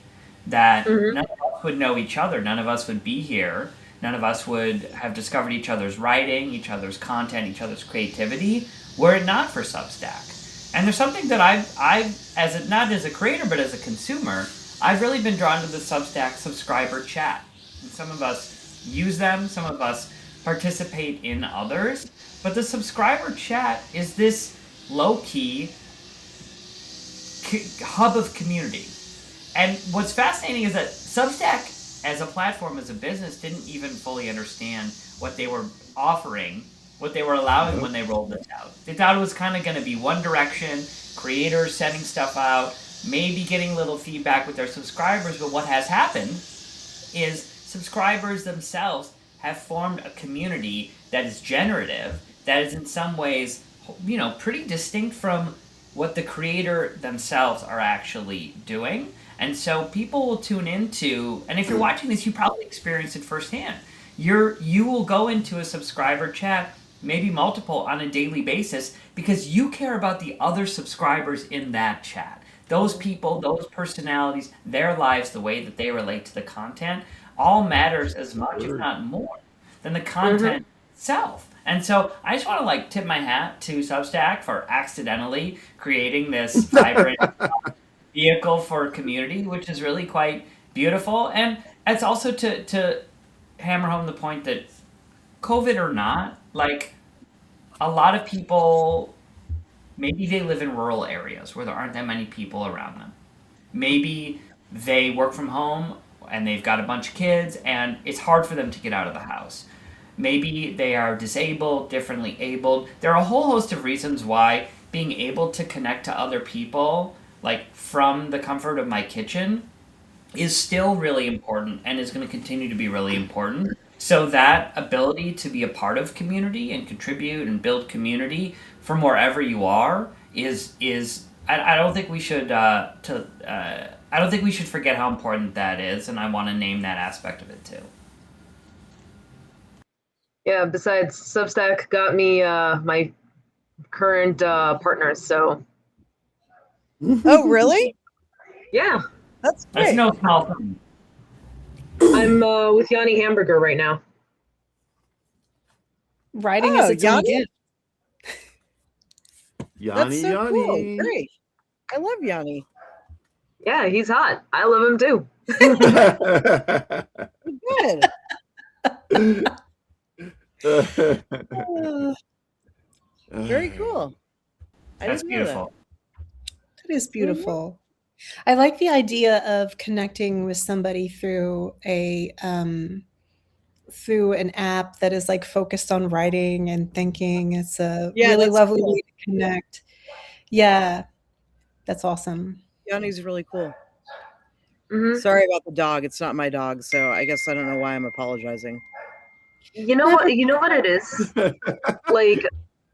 I've noticed that I've started to get my own tribe of people in Substack. And I've started to meet all these amazing people, and we're all so far away from each other. But Substack makes it feel like you guys are right next to me. Yeah. It's it's very hard to meet people who are like-minded individuals in my area, even though I live in like a major metro area, simply because even if they are like us, they always feel kind of scared to either approach other people or to talk about their political beliefs, because like I've had people simply because of my blonde hair, my blue eyes, go, okay, so this girl could either be like a far righty or a far lefty. So like I've seen them do like the sizing up, being like, is she like one of those weird ones who was actually on the right wing? I've seen people like get afraid to be like, hey, I'm kind of lonely. Could somebody please do something about this? And then they'll just like shrink into themselves. But Substack gives us that opportunity to just like reach out and be like, yo, I need this, this, this, and this. And everybody will like, yo, let's do it. And it just feels so much more natural in a weird way. That's real. I've met in person 5 different people that I've connected with on Substack because we are in a community, in a subscriber chat that starts from a shared premise downstream of what the writer is saying. So we obviously are very different people with different values and different perspectives, but I've met people in different states. I've had 2 people that I know from the Substack community stay at my house in LA. I mean, I have an open invitation to crash on my couch to people in the Substack community because they're my people. And I know with confidence that a similar invitation would be available to me all over the world. And like, how cool is that? Yeah.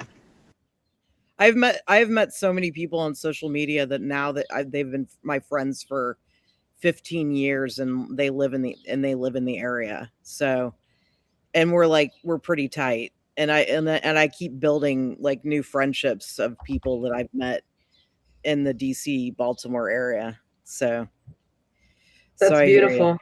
Yeah, it is. It's really great. Also, like my Substack friends are way better influences on me than the people who I knew IRL. I distanced myself from. I'm like, wow. Like I was actually telling a couple of my friends this yesterday. I was like, I realized that since I divorced my spouse and since I backed away from that particular music scene, I haven't heard about any overdoses. I haven't gotten a phone call asking how to remove a light bulb from one's rectum. I haven't like dealt with any new arrests. I haven't dealt with any sort of like weird freaking break-ins or anything like that. And I also haven't dealt with a guy asking me how to uncastrate himself. Like, it's been great. That's very, very like, low stress. Yeah. That's what happens when you remove yourself from those kind of situations. Things become peaceful and a little bit more clear. Yeah. Don't ask me about the light bulb and don't ask me how my ex castrated himself. But I'd like to know about the light bulb. I don't care about the castration, but the light bulb is an interesting thought. So apparently ecstasy was involved. They decided to see if they could pull an Uncle Fester in the wrong end, and that's what happened. Okay, man, like I'm just gonna leave it at that. Whew, okay. Wow. I know very, very strange people sometimes. My students are a lot of them work as like medical aides in hospitals and in the ER, and they're, I sometimes really would love for there to be just comprehensive sexual education, because I feel like there are better things to use in orifices. Right. Might be more safe, a little easier to remove. So just thoughts, but yeah, no, I mean, like that use is, our head, but they tell me stuff all the time about medical emergencies that they see, and I know that they're like and but I'm just like, man, I really wish that sometimes I don't know, maybe it's just curiosity and they would choose to use a battery to do whatever they were doing with the battery, and we'll not get into the specifics there, but I feel like sometimes I wonder, like, what comprehensive, sexual education might do for people, and maybe they would choose things that are safer. And then my students wouldn't, my nursing students, that is, would come to me like, Dr. G, so this was my night last night, and I'm like, wow, that's a lot to process during peer review. But so yeah, real. I just wanted to give a shout out, by the way, to Sandra. She just said she donated. So, Hey, Can we let's Sandra. do that. Let's do that clap. Could you do that clapping thing again? That was so cool when you did the thing. Yes. yeah, Look at that. That is Thanks, me. Sandra. Yeah. That is fantastic. Yes. I love that so much.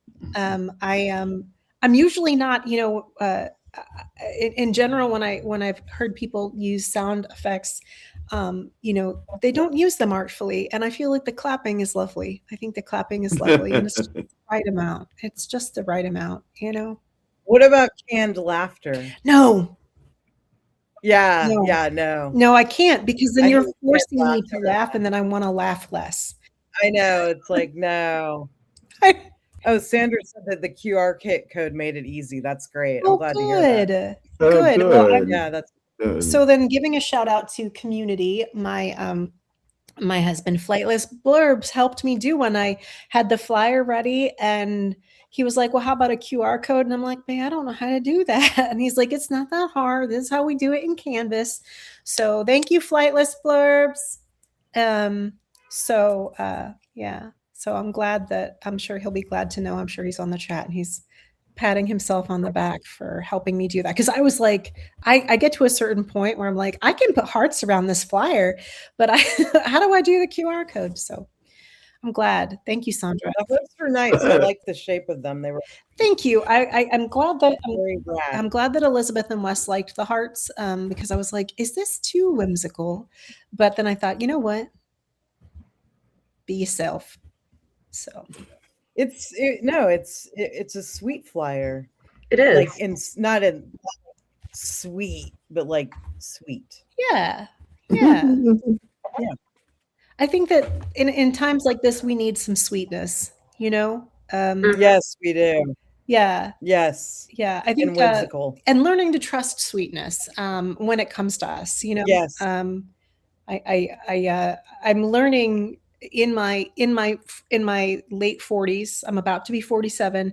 I'm learning that, that one, the point of life is not necessarily happiness, but that the emotions come and go. Yeah. But like things like joy and sweetness and goodness, that they're like friends that come to you and you appreciate them. And I think when you notice them and try not to hold on to them so greedily, they come back, and you start to notice these, things like sweetness and goodness more. So I'm glad that you liked my sweethearts. I was like very, I did. yeah, I did. I started with a traditional frame, and I'm like, no, this can't, I rebuke this. So, so I went with the hearts. Yeah. It looks Yeah, good. well, they look like little sketches, and Yeah. I liked that. Yeah, that was Canva. That was not me. Although I do love putting hearts in my homemade doodle art as well. So the art that you Speaking of which, my neighbor just had her hip replaced, Oh. and she loves to collect hearts. Oh. She has like wooden hearts of different sorts. So I spent like hours looking for a heart to buy for her, and I found a really nice sort of modern looking heart, because a lot of them were kind of religious oriented, which is fine, but I didn't want to, I don't know what her religion is, and I just wanted to buy her a heart that was kind of modern, and so I took it over to her, and she's recovering really well, and I didn't want to just get her flowers because, since they perish very quickly. Although, I mean, who doesn't like a bouquet of flowers? But so she approved. She's kind of a prickly pear. You never know like what day she's going to be kind of cranky. She's older. She's an older woman, but she really, really liked it. And then we like sat down, and we ended up like hashing it out about like the problems of the country, about like racism, and it turns out her niece is trans, and we just like got into it about like everything that's wrong with everything. And it was like this amazing conversation too. So as she sipped her tea and she admired the heart that I gave her. So, that's another example of community. Like if I hadn't bought her that heart, we would have never had that conversation, And she actually lived in this community. It's called Columbia, Maryland, if anyone's familiar with it. I'm aware. But I'm sorry? I'm aware of that area. Yeah, well, the mayor who founded it was like rabidly like anti-racist and was basically like, if you are a racist, you are not in any way welcome here. So it's a very like diverse city. And she lived there for like almost 20 years until she moved here to Baltimore, which is pretty cool. So it's just down the road from me. It's like 15 minutes away from where I live. It was founded in, I think, the late 60s, early 70s. That's awesome. Yo, guys, I gotta hop off. I need to take care of a couple things, but I wanted to send you some love. Guys, thank you for coming. Thank you for being here. And if I made any of you guys laugh, please donate towards the cause, okay? Show me how much you giggled over that Lambo thing. Yeah. Later. Bye, Oceana. Bye.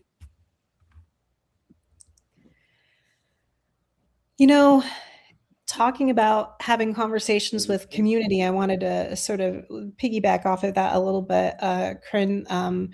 Two things. One, I love the idea of being rabidly anti-racist, because I feel like that is I think that kind of energy, if more, especially if more people who are racialized white are more rabidly anti-racist, we would not be dealing with the fuck shit that we are dealing with now. But now transitioning back to what you said about the conversation with your neighbor, like,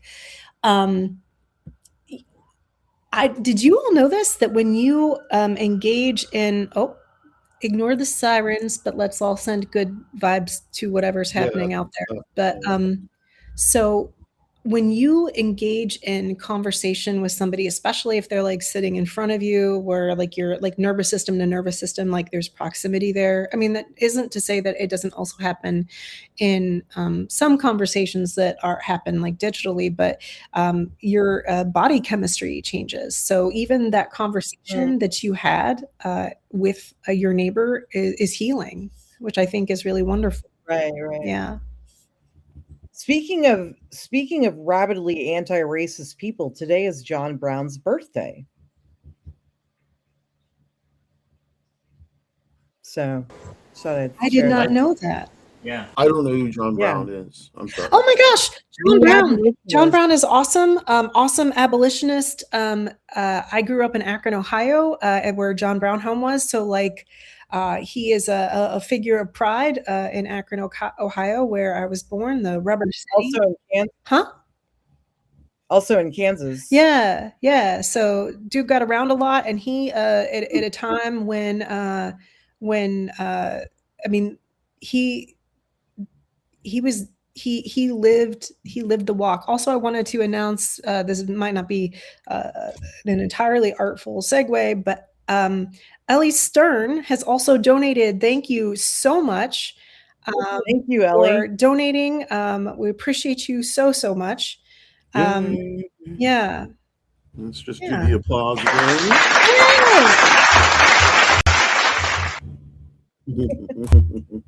I love those applause. That makes me very happy. I don't know why. It just they just sound great. It does it for me. Which is interesting. Because I actually, if it were actual human beings, and like I'm someone who doesn't even like. I'm like, if you love me, do not tell someone it's my birthday. Do not sing happy birthday to me. I will hide under something. But for some reason, the clapping soundtrack, it's lovely. There's no crowds, but I can feel the clapping of hands, and it's a warmth of it. It's a perfect experience from a distance, or at least when like I like giving applause, but I digress. Onyx Rose, what's on your mind? Nothing right now. I'm sorry. I'm restacking. I'm doing all the technical stuff right now. So I'm restacking. I'm actually throwing stuff out to Substack as we speak. Notes. Thanks for doing that. Notes wise. But yeah, you know, like I say, y'all do big things in community organizing. I do small things. I still think it's a calling of mine. And you know, when I say it's a calling of mine, it's not something that I take lightly, nor can I. I don't make a lot of money. I don't work, but I offer counsel. I offer a shoulder. I offer, you know, someone who is objective, and can, you know, then if needed to give information, I can, or I can try. I hold confidences. You know, already it's my way of giving back. You know, it's my way of working, and I do it one on one. So, especially with a lot of trans women who don't make a lot of money and don't have places to stay, I will try and hook them up with places to stay and money, food, so on and so forth. But it's a one-on-one effort. It's not large scale. So I do it kind of quietly. You know, nobody really knows, and that's the way I prefer it. You know, I've been a recipient of your community. You are somebody who holds counsel for me, who you know, checks in on me. I know that we have discussed, you know, had tarot discussions together. Yeah. So I appreciate your, you know, holding space for me, you know. So and I think that the work that you're doing, I mean, so much of community is like through these like things that so much of how we practice community is through these like efforts that other people don't know about that are holding people up, you know. Right. Yeah. Well, thank you. Yeah. You know, to add to that, Onyx Rose, I also do a lot of those small things too, and also going back to what Evan was saying with his great notification about what we're doing here too. So the small things are crucial, and they do hold people up. And so, you know, if you don't have a lot of money, even a small amount, it all accumulates and makes a difference. So, you know, one of the things I try to do, like, every month I always pull out like $50, and we have the squeegee kids here, and they clean the the windows of the front of the cars, you know. And that's also my way of trying to engage in anti-racism, because they are Black kids, and you know, they're stuck in this capitalist hellscape just like the rest of us, and they're out there hustling, and they, you know, they've been interviewed. I've read some articles by people, like the Baltimore Sun or whatever, and they're just trying to support like families, like kids and their families, because of, you know, collecting money together with their parents or whatnot. And there's a lot of vitriol against them in the white community here, which I don't understand. So whenever I see them, I always try to give them like $10. Every time I see them, I try to give them cash. And you know, nobody sees me doing that. Obviously, it's just between me and the squeegee kid, as they're called.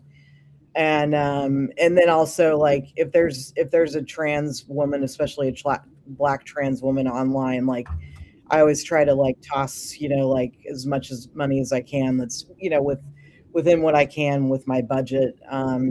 Because I've been unemployed, unfortunately, for quite some time, but I think that's like really critical. And that's, again, it's like what you were saying. It's at that small scale, but it's really important to me, because I know that those are like marginalized communities, and they really can struggle, you know, at times. And But every dollar counts, and same goes with, like, for Elizabeth and Wes, that but with us helping Wes with his condition, is just as a reminder, we're here because Wes, Elizabeth's husband, suffers from very debilitating eczema, and so we're doing this donate-a-thon to raise money for him. And his medicine costs $2,100 a month, and they're paying out of pocket. So all these every dollar really does count. And if you can't, we understand too, but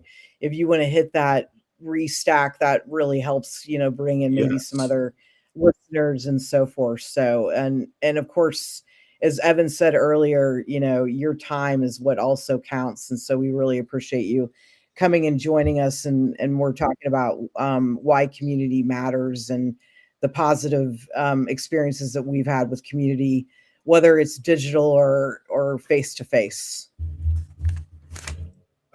Digital as well. So I loved I'm kind of an isolationist. I isolate myself a lot, and that's through my mental illness, because of my mental Yeah. illness. But that's why I like online work so much, and that's why, especially joining Substack, I found a community I didn't know that I needed. You know, and that was amazing, and it was this it's this queer community.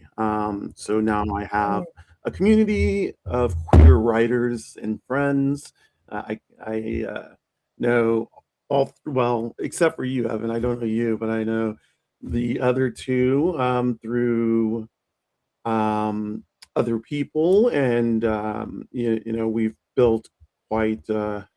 I've built something that makes me feel happy and comfortable. It fulfills That's great. my need, and I hope that by my cup being filled, I'm able to fill somebody else's cup. That's the way it works. I get Yes. my cup filled, and in turn, I fill someone else's cup, and in turn, they fill someone else's cup. And then it just goes around and around. Working online is a lot like that. Now, of course, we have to guard against the Nazis. There are Nazis. There are white Christian nationalists. There are racists, and as a Black trans person, non-binary person, if I'm doing notes on Substack, I will get shit every day, and that is just the fact. Whatever I post on YouTube, I get shit on. The most vile comments you will ever hear. Um, y- it comes with the territory of being out and open. Um, I appreciate Substack for giving me a platform to do that. Um, also for community building, which is what we're doing here, and coming together to raise money. So and donations. It's wonderful. I love Substack, and I'm not writing on Substack anymore, but I love it. Yeah, I am writing on Beehive, y'all. So if you want to catch my writing, it's on Okay. prose.net. But yeah, Well, I'm I'm gonna step grateful off to. camera for just a minute, y'all. And you're Well, part of the Thistle and Moss Collective, right? Yeah, I'm part of Thistle and Moss. Yeah, uh, with Wendy the Okay. Druid. Okay, I'll be back in just a minute, y'all. All right, right on. What were you saying, Evan? Well, I'm grateful to have been invited to participate in this, and I knew my weirdo friend, your weirdo friend, our weirdo friend. I knew you, but everybody else has become a new friend to me. So this is cool, and I really appreciate it. I'm going to be heading out shortly as well, but I again, thanks for including me in this, and now I have a whole new group of people to follow and support. And I want to thank, again, most importantly, everybody who's donating, who's supporting Wes and Elizabeth, who's contributing, and just hope everybody has a beautiful afternoon. Yeah. Thanks, Evan. Well, and I'm so glad. Really Yeah. nice to spend time with you. Yeah, I'm so glad that you were like, when I said, "Hey, we're doing this thing," you were like, "Yes, I will be there." And I think that shows your your values. And I just really appreciate you being like, yeah, I'm absolutely going to step up for someone I don't know, for a new neighbor. And I think that that is really cool. And so I'm glad that you are getting to, meet folks here that you haven't before. And hopefully there are people here who haven't met you, who can check out certain thoughts as well. So Yeah, yeah. definitely. And also Elizabeth and Oh, Wes are also on Substack too, we should say too. Yeah. and Elizabeth just thanked you, by the way, if you didn't see Oh, Evan. thank you. Absolutely. Okay, everybody. Peace and love. Yeah. Bye. Here we are. Here we are. I still like Back your to the three of us. I still like your earrings. I just wanted Thank to you. share that. They mean a lot of danger from a friendly person if you cross me the wrong way. Lord. I certainly, I see someone with knives or guillotine earrings and I think this is a person who has opinions and boundaries, and Yeah, right? I love that. I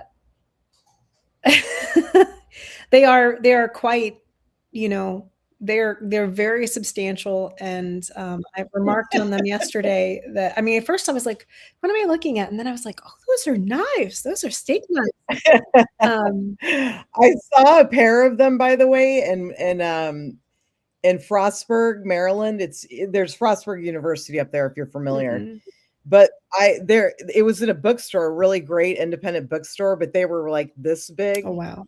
And I thought, no, these are better. It is a statement piece and I like it. I think that I think that they're shiny, They're very shiny. Yeah. I think my one gripe They're sharp. my crow feather earring is that it never really shows because it's always like sideways because it's on my I've seen it it's on my before. third I've seen piercing, I've but noticed.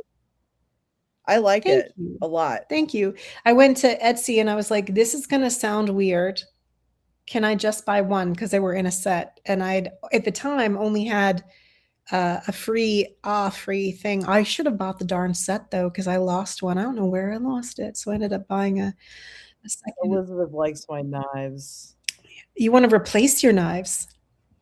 No, Elizabeth likes them. She said, she was like, are those knives? See, they are knives. And they are intimidating and beautiful. So I like that. And with the red lipstick, it sends the perfect That's in honor message. of Elizabeth. Huh? So Elizabeth usually wears red lipstick, so I was excellent. wearing it because she usually does. Nice.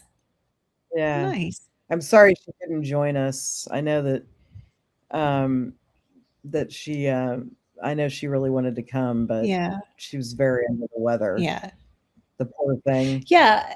She texted me this morning about it, and I just felt terrible for her. Yeah. Elizabeth, I know that it can be, one, just all the stress that you and your family are under, that can take so much toll on, I know, on, your body. So I know, that, you were like, oh, I can't be on the live, but you're here, so like with us, so it makes a lot of sense to not, be able to attend, but we are here for you. So yeah, we're taking care of it, and yeah, we can do another one. And yeah, absolutely. It's nice to be able to learn a little bit about stuff. So I will maybe mute myself. No, I'm not going to mute myself. Sorry. There's a helicopter. Oh, it's okay. I can hardly hear it. Is it a helicopter? Oh yeah. I'm glad you can't. I'm glad. That's good to know. It's hardly. It's barely laudable. Oh good. Yeah. You never. It's very. Yeah. You never know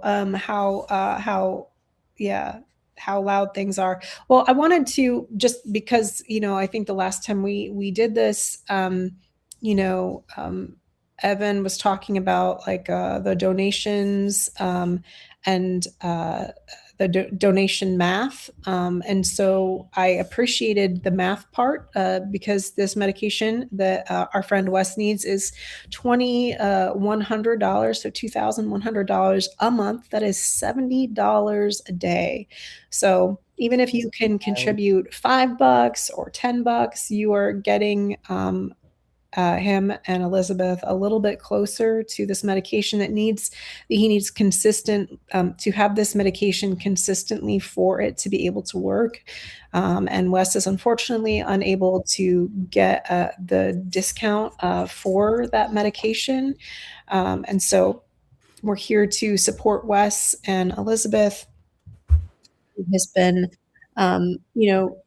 caretaking for Wes, and I know she's also experiencing and appreciating Wes in new ways as she has been realizing all of the things that before Wes had this really tremendously painful and, in her words, torturous eczema flare up that has resulted in all of these different secondary infections. That she has been noticing just all of the work that Wes holds up in the family and caretaking and building a sense of like a safety in their family. So, she's also noticing his contributions anew as she is, caretaking for Wes right now. And it's so important for whether it's at the level of some kind of partnership or collective, or even in the community, to be able to hold each other and to appreciate what we all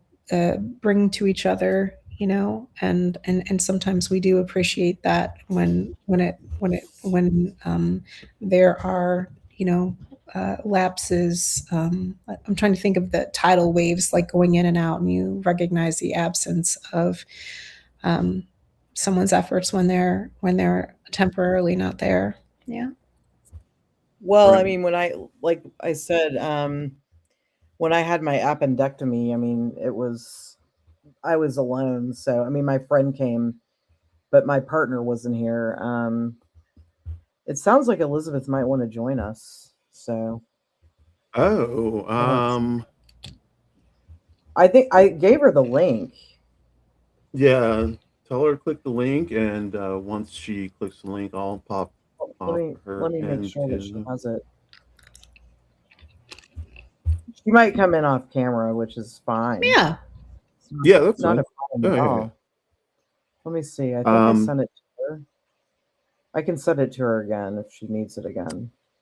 I just know the medication, the Dupixent, is I take biologics, or I did a biologic medication. I've taken it. I have so it's the same function of Okay. biologic medication, and it is indeed expensive. It is not a joke. It is used as a chemo type of drug. It is a chemo type of drug that they use for Okay. varying degrees of medical issues. Um, the if it was in the United States, we would be able to get a copay card, and it would be zero. And it's unfortunate that it does not work outside of the United States, but Yeah. I understand how. Yeah, there we go. I understand how necessary this type of medication is. I've survived on it and needed it my whole life, since 1996, anyways. Not my whole life, but since 1996. Hello, Elizabeth. Goodbye, Elizabeth. One more time. There we go. Can you hear me? Hello. Yes, we can. Yeah. Oh, Yep. hey. Hey. Good. Okay. Thank you for your patience with me not being on camera and being like not great. But yeah, I wanted to pop in because we're laying here in bed.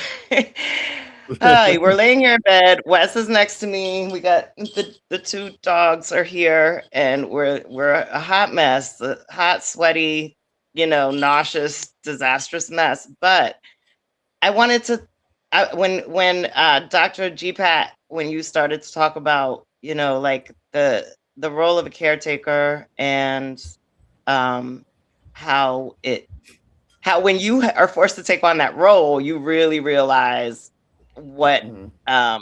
you've been taking for granted in the other person. And since you all are the type of people that we can have these conversations with, and I'm assuming that the people who are listening are similarly inclined, it has me really thinking about my own internalized patriarchy. Mm. And it's something that I want, like, I've sort of mentioned to Wes, and that I like know that I need to write about, which is, being a heterosexual, well, whatever, I guess I'm heterosexual, heterosexual woman married to a heterosexual man, right? And this whole dynamic of being a breadwinner, right? I've been the breadwinner in our family for quite a while. And I would say in part, when I really go back and look at the way that we've been together 6 years, I would say part of the reason that Wes has not been working as consistently is because of his eczema, right? Like and Onyx Rose, to your point, like, this is serious medication because it's a serious condition. People think eczema is like a rash, and it's not. Yeah. Whole body inflammatory response. And if, when you're having a flare up like that, you can't do anything. And even when a flare up is not quite as egregious as what he's experiencing now, it messes with your confidence and messes with your ability to focus and concentrate and all of that. But back to the point that I was thinking about, that I know I need to write about, and that I think you all probably have some insight into, is like my frustration with being a breadwinner as a woman in my relationship. And that stemming from, like, as I said, internalized subconscious patriarchy, where I'm like, all of these contributions that Wes has made to our household, and all the things that he does when I'm over here on the computer, earning money, I don't pay attention to them. It's almost like the reverse of what we always hear from the outsized burden that women typically have in the household. It's the opposite here, right? Like, he does a lot in the house that I am not really, I don't think I've really understood how much energy and time it takes to do all the things that he does. And now I do, because I'm doing it on top of everything else, right? And I'm like, well, like, how did I manage as a women's studies major in undergrad, and somebody who, is very, very cognizant of all the isms and all of the ways that they intersect, right? How did I manage to, like, really swallow this bullshit about how he must be earning in order to be a full partner, right? Like, and are you crying? I'm making him cry. Okay. So yeah, let's talk about that. I mean,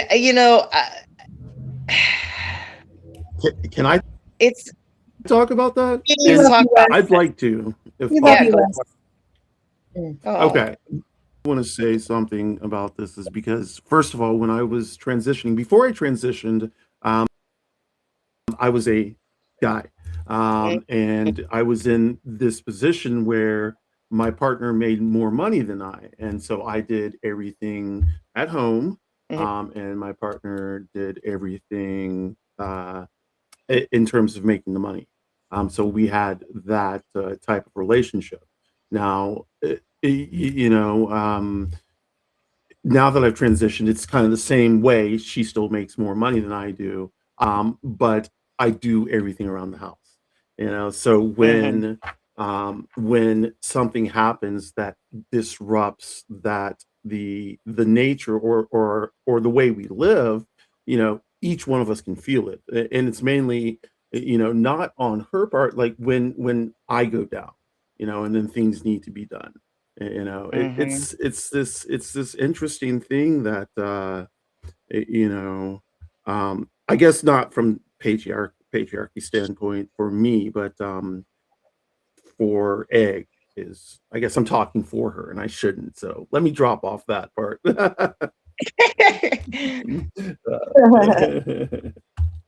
Well, if you don't mind, I'm curious, if you don't Yeah. mind, and if you don't feel comfortable asking this question, but I'm curious, like, do Okay. you feel like before you transitioned, was there more, like, was she less accepting of you taking on the household role when you were a quote unquote guy? Like, did she, That is did she? interesting. Yeah, I'm So curious. yeah, that's interesting. So yeah, there was some animosity. It was underneath the surface, but both of us Mm, could feel it. It was there, the burden of her having to bring home the bacon, as it were, and always performing, and Mm, understanding that if something happened, then maybe we would be two paychecks from being on the street. That it takes a toll, and I know she felt the burden of that, and a lot of it is like, why don't you get out and go and work? Just get mm-hmm. a part-time job. What bring something in. But I have bipolar disorder and I have Crohn's disease and I had gender dysphoria, and all of that was a big old mess. And that used the fact that I wasn't working, but that was my excuse. But it is, I mean, that is an excuse, right? That wouldn't even call it an excuse. It's a reason, and it's like, It I, is. yeah, I'm frustrated and disappointed in myself, because it's like, I wasn't able to see that. And I think that, well, I know that that is a product of the indoctrination that I received around a man's role, even being Right. somebody that studied women's studies, and it's and then to add, of course, there's the additional layer of the fact that we're an interracial relationship and my husband's a Black man, Right.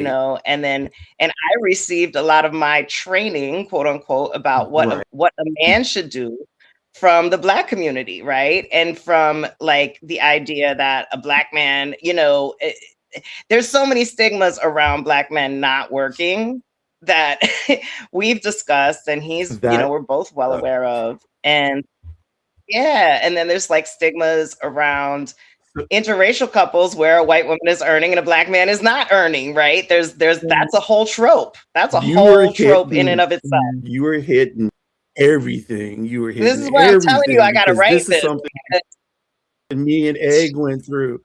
Yeah. Mm. Yeah, Yeah. me and Egg went through this same thing. I can feel it in my bones right now. It's like, Mhm. yeah, it's a thing. It's a thing, and people on the outside, they look at it That's and they make assumptions. Yep.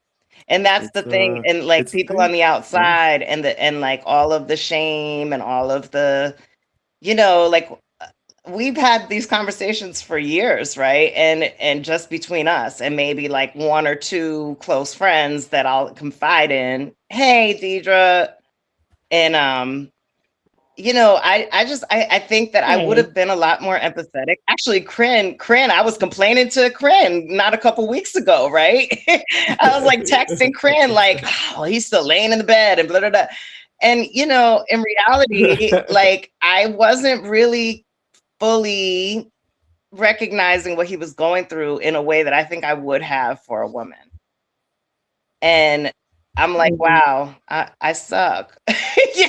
Like, I mean, not that I suck, but like I see it, and I was wrong. And like, we have to like this whole situation has made me reconsider, like, how are we moving forward? Like, what expectations do I have of him that are unreasonable? What expectations do I have of him that are reasonable and that need to be fulfilled? Like, like we need to reestablish all of that because we've been in default, and default is, you're a man, you must earn money. And like, not you have to earn more than me, not you have to earn the same as me, but you must earn money. you Right. know, and it's not realistic when a person can't move, you Right. know. Right. Let me So ask yeah, you this: where you are, is there such a thing as disability, or can you get disability from the United States into where you are, or does that people carry can get over? disability. Yes, you can file for disability and receive disability as a United States citizen, and then and you can receive it in Mexico. Okay. However, the initial I have just looked into this, and it looks like we can go file for disability at the U.S. Embassy here in Mexico, Okay. in Merida, which is it's a bit of a trek, but that's on the agenda for Okay. when he's well enough to travel. The question that I have is whether, well, there are a lot of considerations with that. Number one, Social Security disability in general, I believe, is based on your prior earnings. Like the amount that you will get is based on what you've contributed over the course of prior earnings. That is correct. I don't know what his amount would be. And we have to look that up and weigh what would the amount be compared to the hassle of dealing with the United States government, particularly a government that is already trying to, basically kill off disabled people. Right. Right. So yeah, so that's the question. And then the other question is, because it's the kind of illness that is not well, once he gets treated and he's in remission, he's not disabled, right? So what I know about disability is they require you to verify periodically that your condition is still making it impossible for you to work. And so ideally, 4 months from now, that won't be the case, right? Ideally, like what we want is for him to not be in that situation. So that's an overly nuanced explanation, but yes, it's on the radar. Okay, good. I would hope that it would be on the radar. I know it's a pain in the ass because I've done it twice. Mm. I did disability. It was an extreme pain in the ass. And I didn't do it. Egg did it. But I didn't use a lawyer. And I was rewarded disability. It took 2 years. I got off of disability because I thought I was a productive member of society and could work a full-time position. So I worked full-time for 2.5 years and had episodes again. I wasn't able to work anymore. Reapplied for disability. They said because it was within 5 years, I was able to be expedited. The expedited disability took 2 years. So, and when you were applying for disability, you cannot work. So, yeah. So for 2 years, So I that couldn't work. whole time you couldn't work while your application was pending. Oh my God. Right, right. Now, the good thing is that if you are awarded disability, they will back pay that shit. So I got a check of Oh $25,000. yes. I actually Yeah, had a client that had that exact thing happen to them. And they yeah, told me yeah, that they got their back pay, so they got a big lump sum. yeah, Uh, yeah. So okay. and the good thing about disability, even though it's a pain in the ass, it's a little bit of money. It's not a lot. It's enough to Petty. keep you it's enough to keep you in poverty. They don't want you to be, seriously, Yeah. you cannot, as a single person, you cannot live off of a disability check. I don't know. At least I don't know how you can. Let me put it to you like this: my Yeah. disability check is $1,200 a month. Yep. If my partner, my wife, Egg, did not work, I don't know. I don't know what to say. Yeah. Yeah, I had a friend on disability, and I don't know how she survived, like, So, barely made it in Alexandria, Virginia. I mean, where the cost of living is extremely high. oh yeah, As you right, know, right. Elizabeth. Yeah. Yeah, as we know. Yeah. Yeah, it's a there's a long list of ideas and recommendations and resources that people have been wonderful. I mean, clients that I helped migrate, or people that I put together their plan B in the event that they decide to migrate. Just wonderful, wonderful people who I've met mostly through my work. have just like looked things up for us and sent us information unsolicited, like, and not in like an obnoxious way, but in a like, put this on your list of things to check Baby out. try this. So yeah, we have a long list of things. My benchmark for when I will tackle those things. Well, first of all, I have to get better because I just got randomly sick, and it sounds like it might be a tick-borne illness, which is great. Yeah, I got a tick bite last week, and now I'm sick, and we'll see. But when I'm back to being good, which will be soon, I started antibiotics today, and when he's back to, like, I would say when he's back to a point where he can walk on his feet without pain, and take care of all his own human personal needs, right? Like feed himself. I mean, he's bathing himself, don't worry, he washes. But where he can feed himself, where he can get up and go do whatever he needs to do for himself, then I'll be like, okay, I can take that energy and time that I'm putting into that level of care and put that toward the research and, seeing if we could qualify for these programs, seeing if, we qualified for the discount program for Dupixent when we were in the US. But the issue is that Dupixent it needs to be refrigerated. And so the logistics with Dupixent are really, really a struggle. And even getting it from Mexico City here, from the Mexican manufacturer, it was a struggle. And I talked to Dupixent, I talked to Regeneron, which is the manufacturer, the people that, the Dupixent case manager or whatever that does the patient assistance program in the US before we migrated. And this was a point of consideration, right? Like this was like, we were like, well, what are we going to do? Because we talked to the caseworker and she said, the answer was no, not if this, not maybe the period, no, point blank, no. We will not ship to Mexico. You cannot qualify for this program if you're in Mexico. Theoretically, I mean, we do have a US address. Theoretically, we could, I suppose, apply and have it shipped to the address, but that's not going to get us anywhere because it has to go through customs in Mexico. And you're not going to get syringes full of medication through customs in Mexico. First of all, maybe at all. If it does happen, it's not going to happen within the time frame that it needs to happen to keep the medicine refrigerated.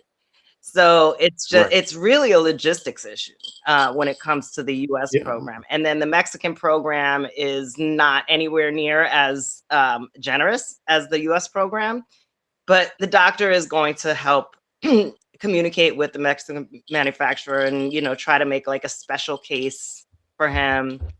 But yeah, like I'm gonna all of that. I was a caseworker for homeless families in my early career.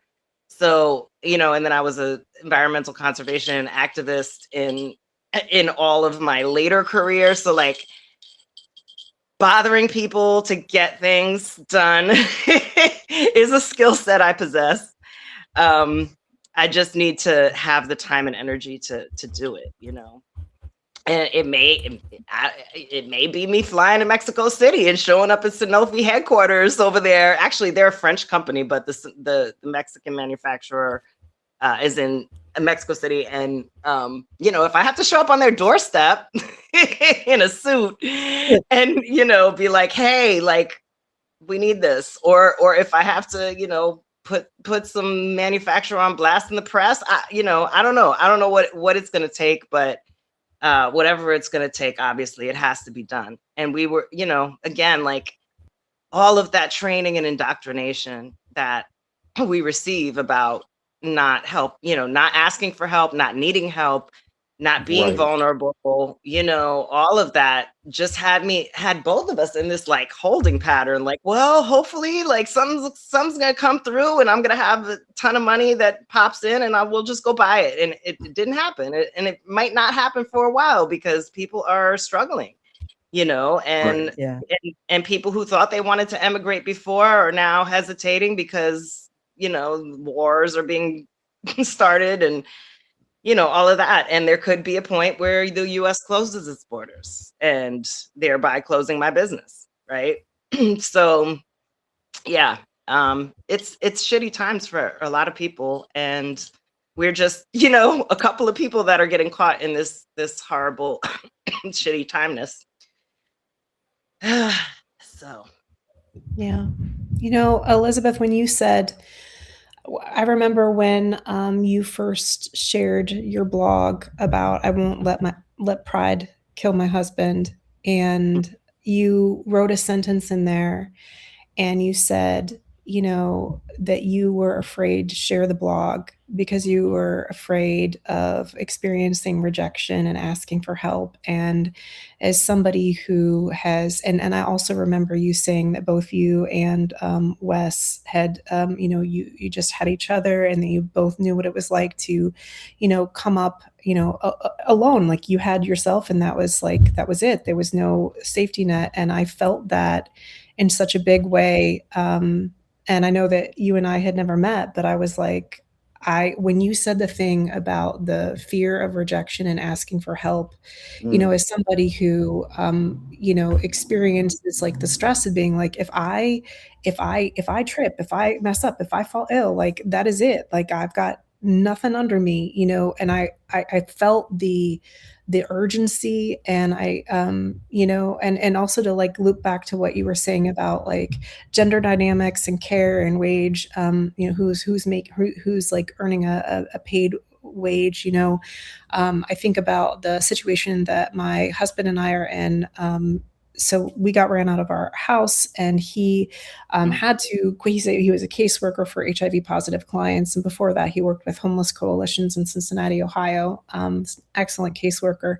But he has been here. And when I got here, I also experienced mild forms of eczema, but I also experienced, different kinds of like chronic pain related flare-ups. But there was a moment where, so I still have my job for now. And if it weren't for my husband being able to care for me, like there were 3 months where I was not able to get up off of the couch because of how bad in pain I was. And he has been steadily making sure that I have been fed, that the laundry gets done, that appointments need made, looking at like the calendar to see like, hey, you have, grades due today, these kinds of things. So he was very, very helpful. And it was humbling for me, because as somebody who learned that it was like unsafe to ask for help, so I feel you as a gender studies teacher, like it is, it's a whole thing, It's like a mind fuck, isn't it? yeah. And I mean, my husband and I are both trans, but those expectations and that sort of tea that we're all brewing in, and then at the same time, right, like there's all of this conversation around like worthiness and earning, and then I think about the people at the very top of this structure who really aren't actually working, and they're just playing with money and siphoning off wealth, and they have no excuse for their grift. And the reason why everything is so expensive is because of these people who are just siphoning off money, draining working people's money, and then being like, what excuse do you have for yourself to be on disability? And it's like, are you kidding me? Like, so it's like the other layer of this too is just the abusive narratives that we are all asked to internalize about our worthiness as being tied to like what we earn and what we contribute. Meanwhile, the people on top who are filtering these narratives down have never worked a GD day in their life, and they're just, and I'm not saying that like, I think our purpose is to exist and be right. It would be lovely if in this moment where we realize we're in ecological collapse, that we could go on a degrowth economy and realize we need to slow our asses down, right? Yes. But I find myself I'm all about degrowth economies. Yeah, well, because it's our only way of like survival, really. And so, but it's just one of those things where I think about how how we always have this question about like who is deserving of care and need. Meanwhile, the people who produce the suffering, are the ones who are filling our heads with these narratives that we're unworthy, or even these narratives about the gender dynamics of earning and I think it's a shame that, like, not a shame, but like it's a narrative that like makes us own. I think that they're blowing it, because all right, shame is emotion that's about. I'm sorry, I love emotions. Shame is an emotion that's about that you have gone too far and this is too much. And that my theory is that these people we call billionaires who are really mass murderers, like they're like, oh, they're projecting their shame about taking too much from an ecosystem and then blowing it through us and telling us that we're not worthy. And are we worthy of asking for care from our community? And it is so cruel to blow your shame, these billionaire shame, through regular people and make us afraid of existing. I mean, I had a friend that I worked with at my educational institution, and she is a person who has a very specific strain of Crohn's disease, and she needs very some serious meds. She was like, I feel bad about accepting my meds through insurance because I might be a burden to the university. I'm like, no, you're not. No, you're not. It's just, but it saturates. Wow. And I was looking at my husband and I was like, what am I going to do if I can't walk again? How am I going to, when I inevitably lose this job teaching, like what do I do? So, I mean, it's a thing that touches everybody, and this is like a really huge kitchen table experience, like for so many people, but you're speaking a truth that I think a lot of us are living right now. Yeah. Oh boy. Yeah, that's a really interesting perspective on the projected shame. I like, part of me wants to believe that all of the uber rich people are sociopaths who don't have the capacity to even feel shame in the first place. But I mean, humans are complex. So, there are probably a lot of uber rich people that are a mix of, kind of narcissistic, sociopathic, but that somewhere underneath there, they do have a conscience and do know that, like, they're hypocrites, number one, right? Because they're telling us all we're supposed to work ad nauseum and never demand anything. When they do the exact opposite, all they do is sit there and extract. So that, there has to be some cognitive dissonance going on there to know that you don't practice what you preach at all, that you got everything handed to you right off the bat. You never had to work for anything, I mean, look, come on, man. Look at who was in the White House. Right. Not only everything handed to you, but he's then blowing. That guy's a sheer narcissist, though. Yeah, no. He does not have a conscience. I don't believe he has a conscience, and I don't believe no. I don't think there's any projections. Well, I guess narcissists project emotions rather than feeling them, right? So, I mean, maybe, it is. There's your next book, Dr. G. Pat. Well, I have not written the first one. I know that sounds silly, but I write articles and I've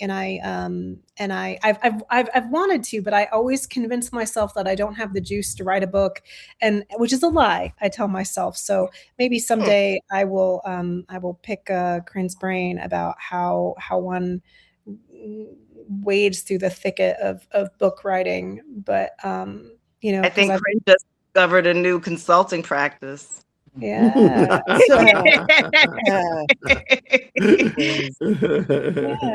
For sure. You write it and then you want to throw it into a river. Well, that's real. That I felt that way about my dissertation, and I could say like my dissertation was as long as a book, but it doesn't, like, because I didn't publish it, it's like, doesn't count or whatever. But like, it counts. Yeah, it definitely counts. And I mean, I've definitely done like Yeah. an edited special. I've done book-like things, like edited special collections and stuff like that. It's just that I do not have an actual book that says "By your weirdo friend," or but honestly, if I could write a book, the ones that I actually want to write, PS, are children's books. I know that's, but I've Oh, that's always wanted to great. do You that. should. My husband who does all of the illustrations for Your Weirdo Friend, you can tell the ones that I do and the ones that he does because they're markedly different, but 95% of the stuff that I share that's art is him. And we were talking about doing a kids book together, just for the You joy should of do it. that. That's awesome. Yeah. Did Yeah. you see the interview I did with Dr. Madison Morgan?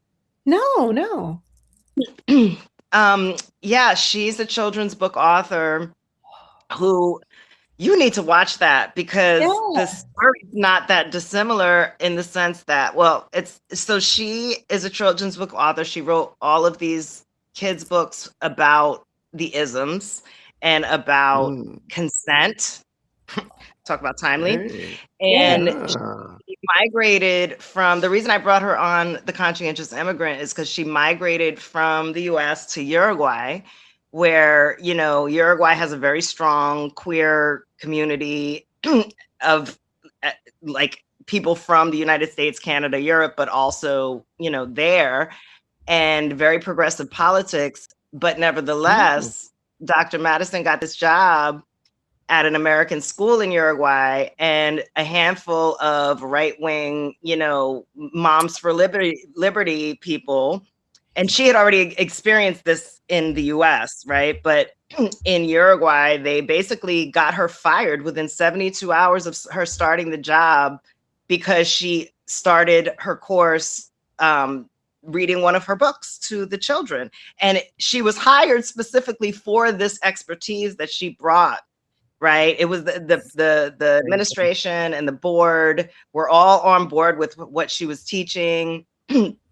They were all excited about it. But then these handful of parents, one of whom is a billionaire, okay, went and they, basically threatened that's my word. Her word would have been, they complained to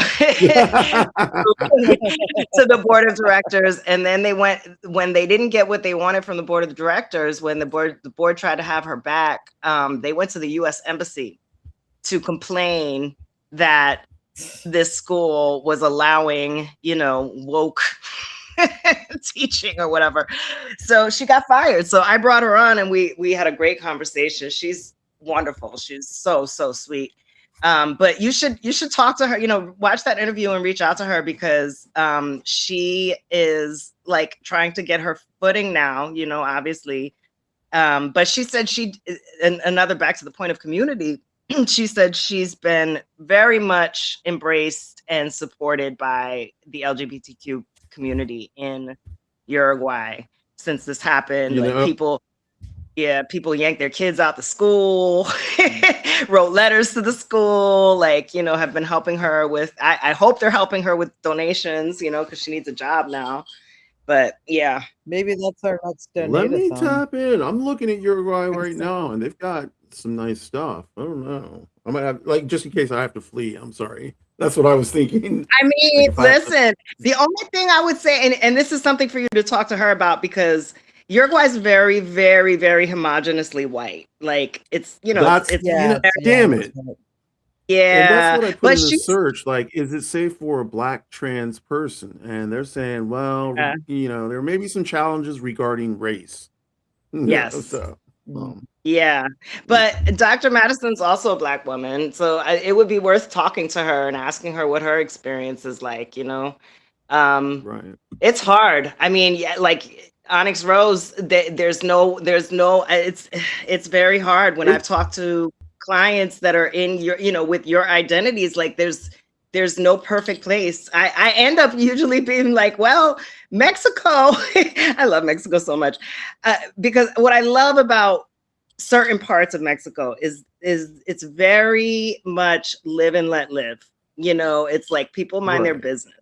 And I feel like that's as good as you can get in certain situations. Like, I feel like that's as good as we can get with interracial relationships, right? Yeah. Like, we're not going to find a place that's like, we love interracial couples and we want them here. But but we're going to find, and we have found, a place that's like, oh yeah, whatever, you do you, and that's enough. That is what I am looking for, me and Egg, because in the case we do have to flee, she's white, I'm black, I'm trans, she's queer, like where, how does that fit into a worldview? Like, where are we gonna stay? Like Uruguay, not Puerto Rico, but San Jose. Where's San Jose? Costa Rica. Oh, Costa Rica. Yeah, I would. Well, now we're gonna get all into the totally different topic. I would be careful with Costa Rica. No, I would be careful with Costa Rica because they did, their last president and their new president are very right leaning. Yeah. Yeah, Costa Rica's on the wrong track as far as politics. Yeah, it's very sad. And also, Costa Rica is very white also. Okay. Yeah, it's kind of funny because all the people I know who moved to Costa Rica and are trans are white. None of them are black. And all of them say, come on down, it's great. And I'm like, well, let me just do some research first. Yeah. When you're ready and when I'm better, let's chat, and we'll chat, and I'll point you in some directions for sure. But I mean, anything's going to be better than the U.S. Right. Well, not anything. Not anything. That's not true. I mean, you want to avoid. Honestly, you don't want to go to Russia. Avoid like whole sections of, this already. You will avoid whole sections of the globe as a trans person, right? I mean, right. Oh yeah. But I wouldn't go anywhere near the Eastern Bloc of Europe. No. I wouldn't go to any African countries. Well, and that's such a shame. I did some research, and out of the 54 African countries, I think 12 of them are somewhat safe for queer people. Now, what they said was queer, LGBTQ, but what they probably mean is LG, and that's it. No. Exactly. Exactly. And also there's going to be an extent to which you're expected to, kind of stay in the closet. Like, don't that whole, like, we'll tolerate you, but keep yourself quiet about who you are, that type of thing. Well, I have a friend in Nigeria, and I was like, and he was like, why don't you just come and visit me? I live in Osun State. And I was like, okay, yeah, I can come. And he was like, and I was like, but you know how I dress, you know how I talk, you know how I look. And I'm not gonna just change I'm not gonna change anything just to, and he was like, maybe you probably shouldn't come then. And I was like, yeah, because I would get killed. And it's such a shame because I would love to see Africa, as just as a black person, just as a person, I would love to see Africa. But I'm not going to be able to. Yeah, I mean, there's like, you could probably take a trip to Johannesburg, like big cities. You're always going to find little pockets of places, but overall, like, do you want to be someplace where, the police have free license to harass you, where if something does happen to you, it's going to be chalked up to being your fault? Like, no. Right. No.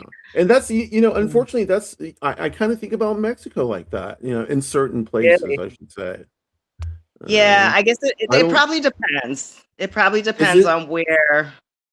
Do they not have like a colorism problem in Mexico?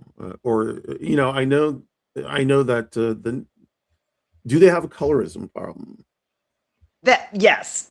I don't think there's any place that doesn't have a colorism problem, but what I perceive, and what, I've, in speaking with other Black American people that are in Mexico, that the way that it tends to operate is against indigenous Mexicans with indigenous ancestry and indigenous phenotypes, you know, from in communities that are historically and traditionally indigenous.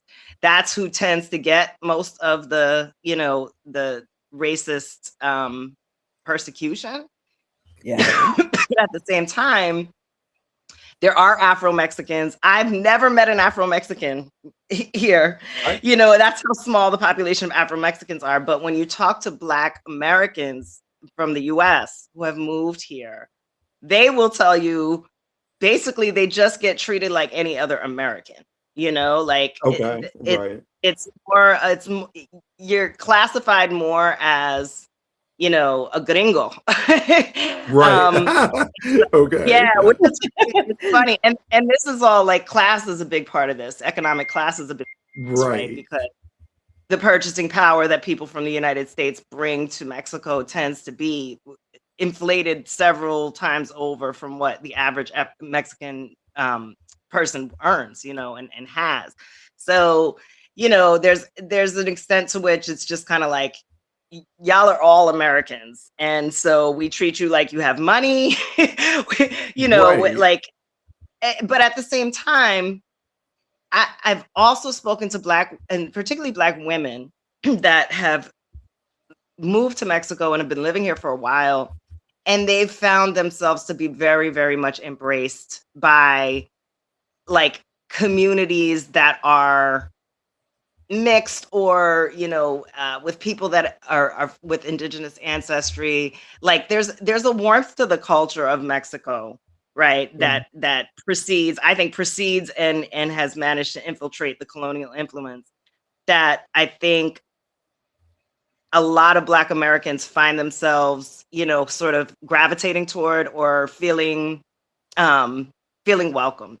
My husband, first of all, everybody loves my husband. He is like the most lovable person, right? He's a small framed man, and he's like, you know, very kind, very polite, very, you know, just he's a very like likable person. It's hard to hate him. And the people here have been so kind to him. I mean, just even from out the gate, before he even spoke more than basic Spanish, people were helping him out when he looked confused, you know, like, and seriously, like he's just had the best reception here. We'll have people, strangers, come up to him and give him a dap and be like, "Hey, brother," you know. It's really, yeah, it's really interesting. And where we are is a lot of it's the Mayan Riviera, right? And it's like the Mayans like basically kicked the colonists out of this area, right? And you have a lot of people that are straight Mayan, like generations back. And the culture is very warm, you know, the culture is easygoing, warm, you know, fierce when it comes to conflict, but from day-to-day life, it's very warm, very family oriented, very community. And he's been really, really embraced. But, you know, he is also a cis man. So, you know, I guess I would say if you feel comfortable traveling, like if you're already traveling internationally, take a visit, you know, and like walk around in the regular places, the grocery store, you know, the go to the hospital, you know, go to the places where you really have to depend on a warm reception to make your life comfortable, and you'll see how people treat you, you know, you'll feel how people treat you.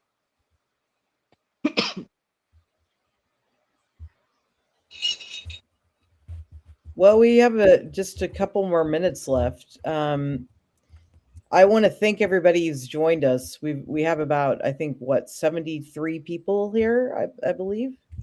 75. Right? 75. 76 wow, right now. Yeah. 76. Wow, that's great. Yeah. Well, again, we appreciate your time and coming and like we've said, you know, if you want to just throw in a few dollars, every dollar counts. I know Elizabeth and Wes are greatly appreciative of your donations and getting Wes back up on his feet. Yes, thank you so much. We really appreciate you, and like this whole experience has been transformative. We're both going to be writing about it. Like, we're already talking about what we're going to write. We can't write because our brains are not in shape for that. Like, we're like, oh my God, like there's so much reflection to be done. And it's just very, and the other thing I should mention is that a lot of the people who donated are not in the US. Like, we got donations from people who are fellow immigrants. And that is something that is part of my vision, right? Conscientious immigration, part of my vision is that like we have this global network of values aligned people, and our community is not based around identity, it's not based around money, it's not based around, we all are in the same profession. It's based on, we share the same values and vision for what we want the world to look like. And like, we want to do it we're living it in our lives as best we can. And we want to, that's what we want to build. And I'm like, oh my God, it just like happened in this crisis. Unfortunately, it's a crisis that had to bring it and unearth it, but it's happening. And I'm like, this is right now we're in this crisis. We're going to get through it with y'all's support. We're going to get him in remission. We're going to get a long-term plan of action so that we never, ever have him in this situation ever again. And then it's our turn, the next time somebody else is in need, then it's our turn, to do whatever what's within our resources to do. So, that's just like, I'm getting chills. I'm like, you guys are amazing. And you showed me your like cup. I love it. You get your cup filled and then you fill someone else's, That is the tapestry. Yeah. I love it. Yeah. Thank you so much for everyone who is here. And also Wes, Lizzie, can I call you Lizzie? Am I allowed to call you Lizzie? I know you were like, but it's so fine. You can, absolutely. Yeah. Thank you so much for sharing your story and for having the courage to write vulnerably about how it just thank you for your words and your work, and please let Wes know that we love him. I don't know if he's listening right now, but I just want to laugh him. Well, he will come back to kind words. So yes, definitely. Yes, send him our love and healing vibes. Vibes, definitely. Yeah. Well, Onyx Rose, I know that you are about to host another live here at 4:20 Eastern Time. That has now changed. My co-host has dropped out, so I am not going to. But I do need to go because we're going to go get some food instead. It's important to go get food. I have been secretly munching on goldfish crackers, and it is insufficient. So I think I should. We're going to go to this local pizza joint and just sit and enjoy, hopefully, a nice night. So, good. Right. Well, thank y'all. Right. This has been amazing. Community building. It's been Love great. It. Thanks, Elizabeth, for joining us. Or Liz, sorry. Yeah, you inspired me, and I actually feel a little better now. So thank you. Good. Well, now hopefully you can get a little bit of rest. Yeah. Yeah. The foiled plan for every night. We'll do it. We'll do it. Thank you so much. All right, y'all. Well, hey, Jason. Sorry you just joined right at the end. We appreciate you. Yeah, look in the notes for all of the links. The Go Get funding, the Venmo, the PayPal, the Cash App, and the Zelle will all be in my notes. I keep and the QR code sending them, and the QR code, yes, and the QR code. So thanks a lot, everybody. I'm going to shut this down right now. Does anybody have any last words? Community is everything. Community is everything. All righty. Thanks, y'all. Have a great night. Thanks. Bye. Bye.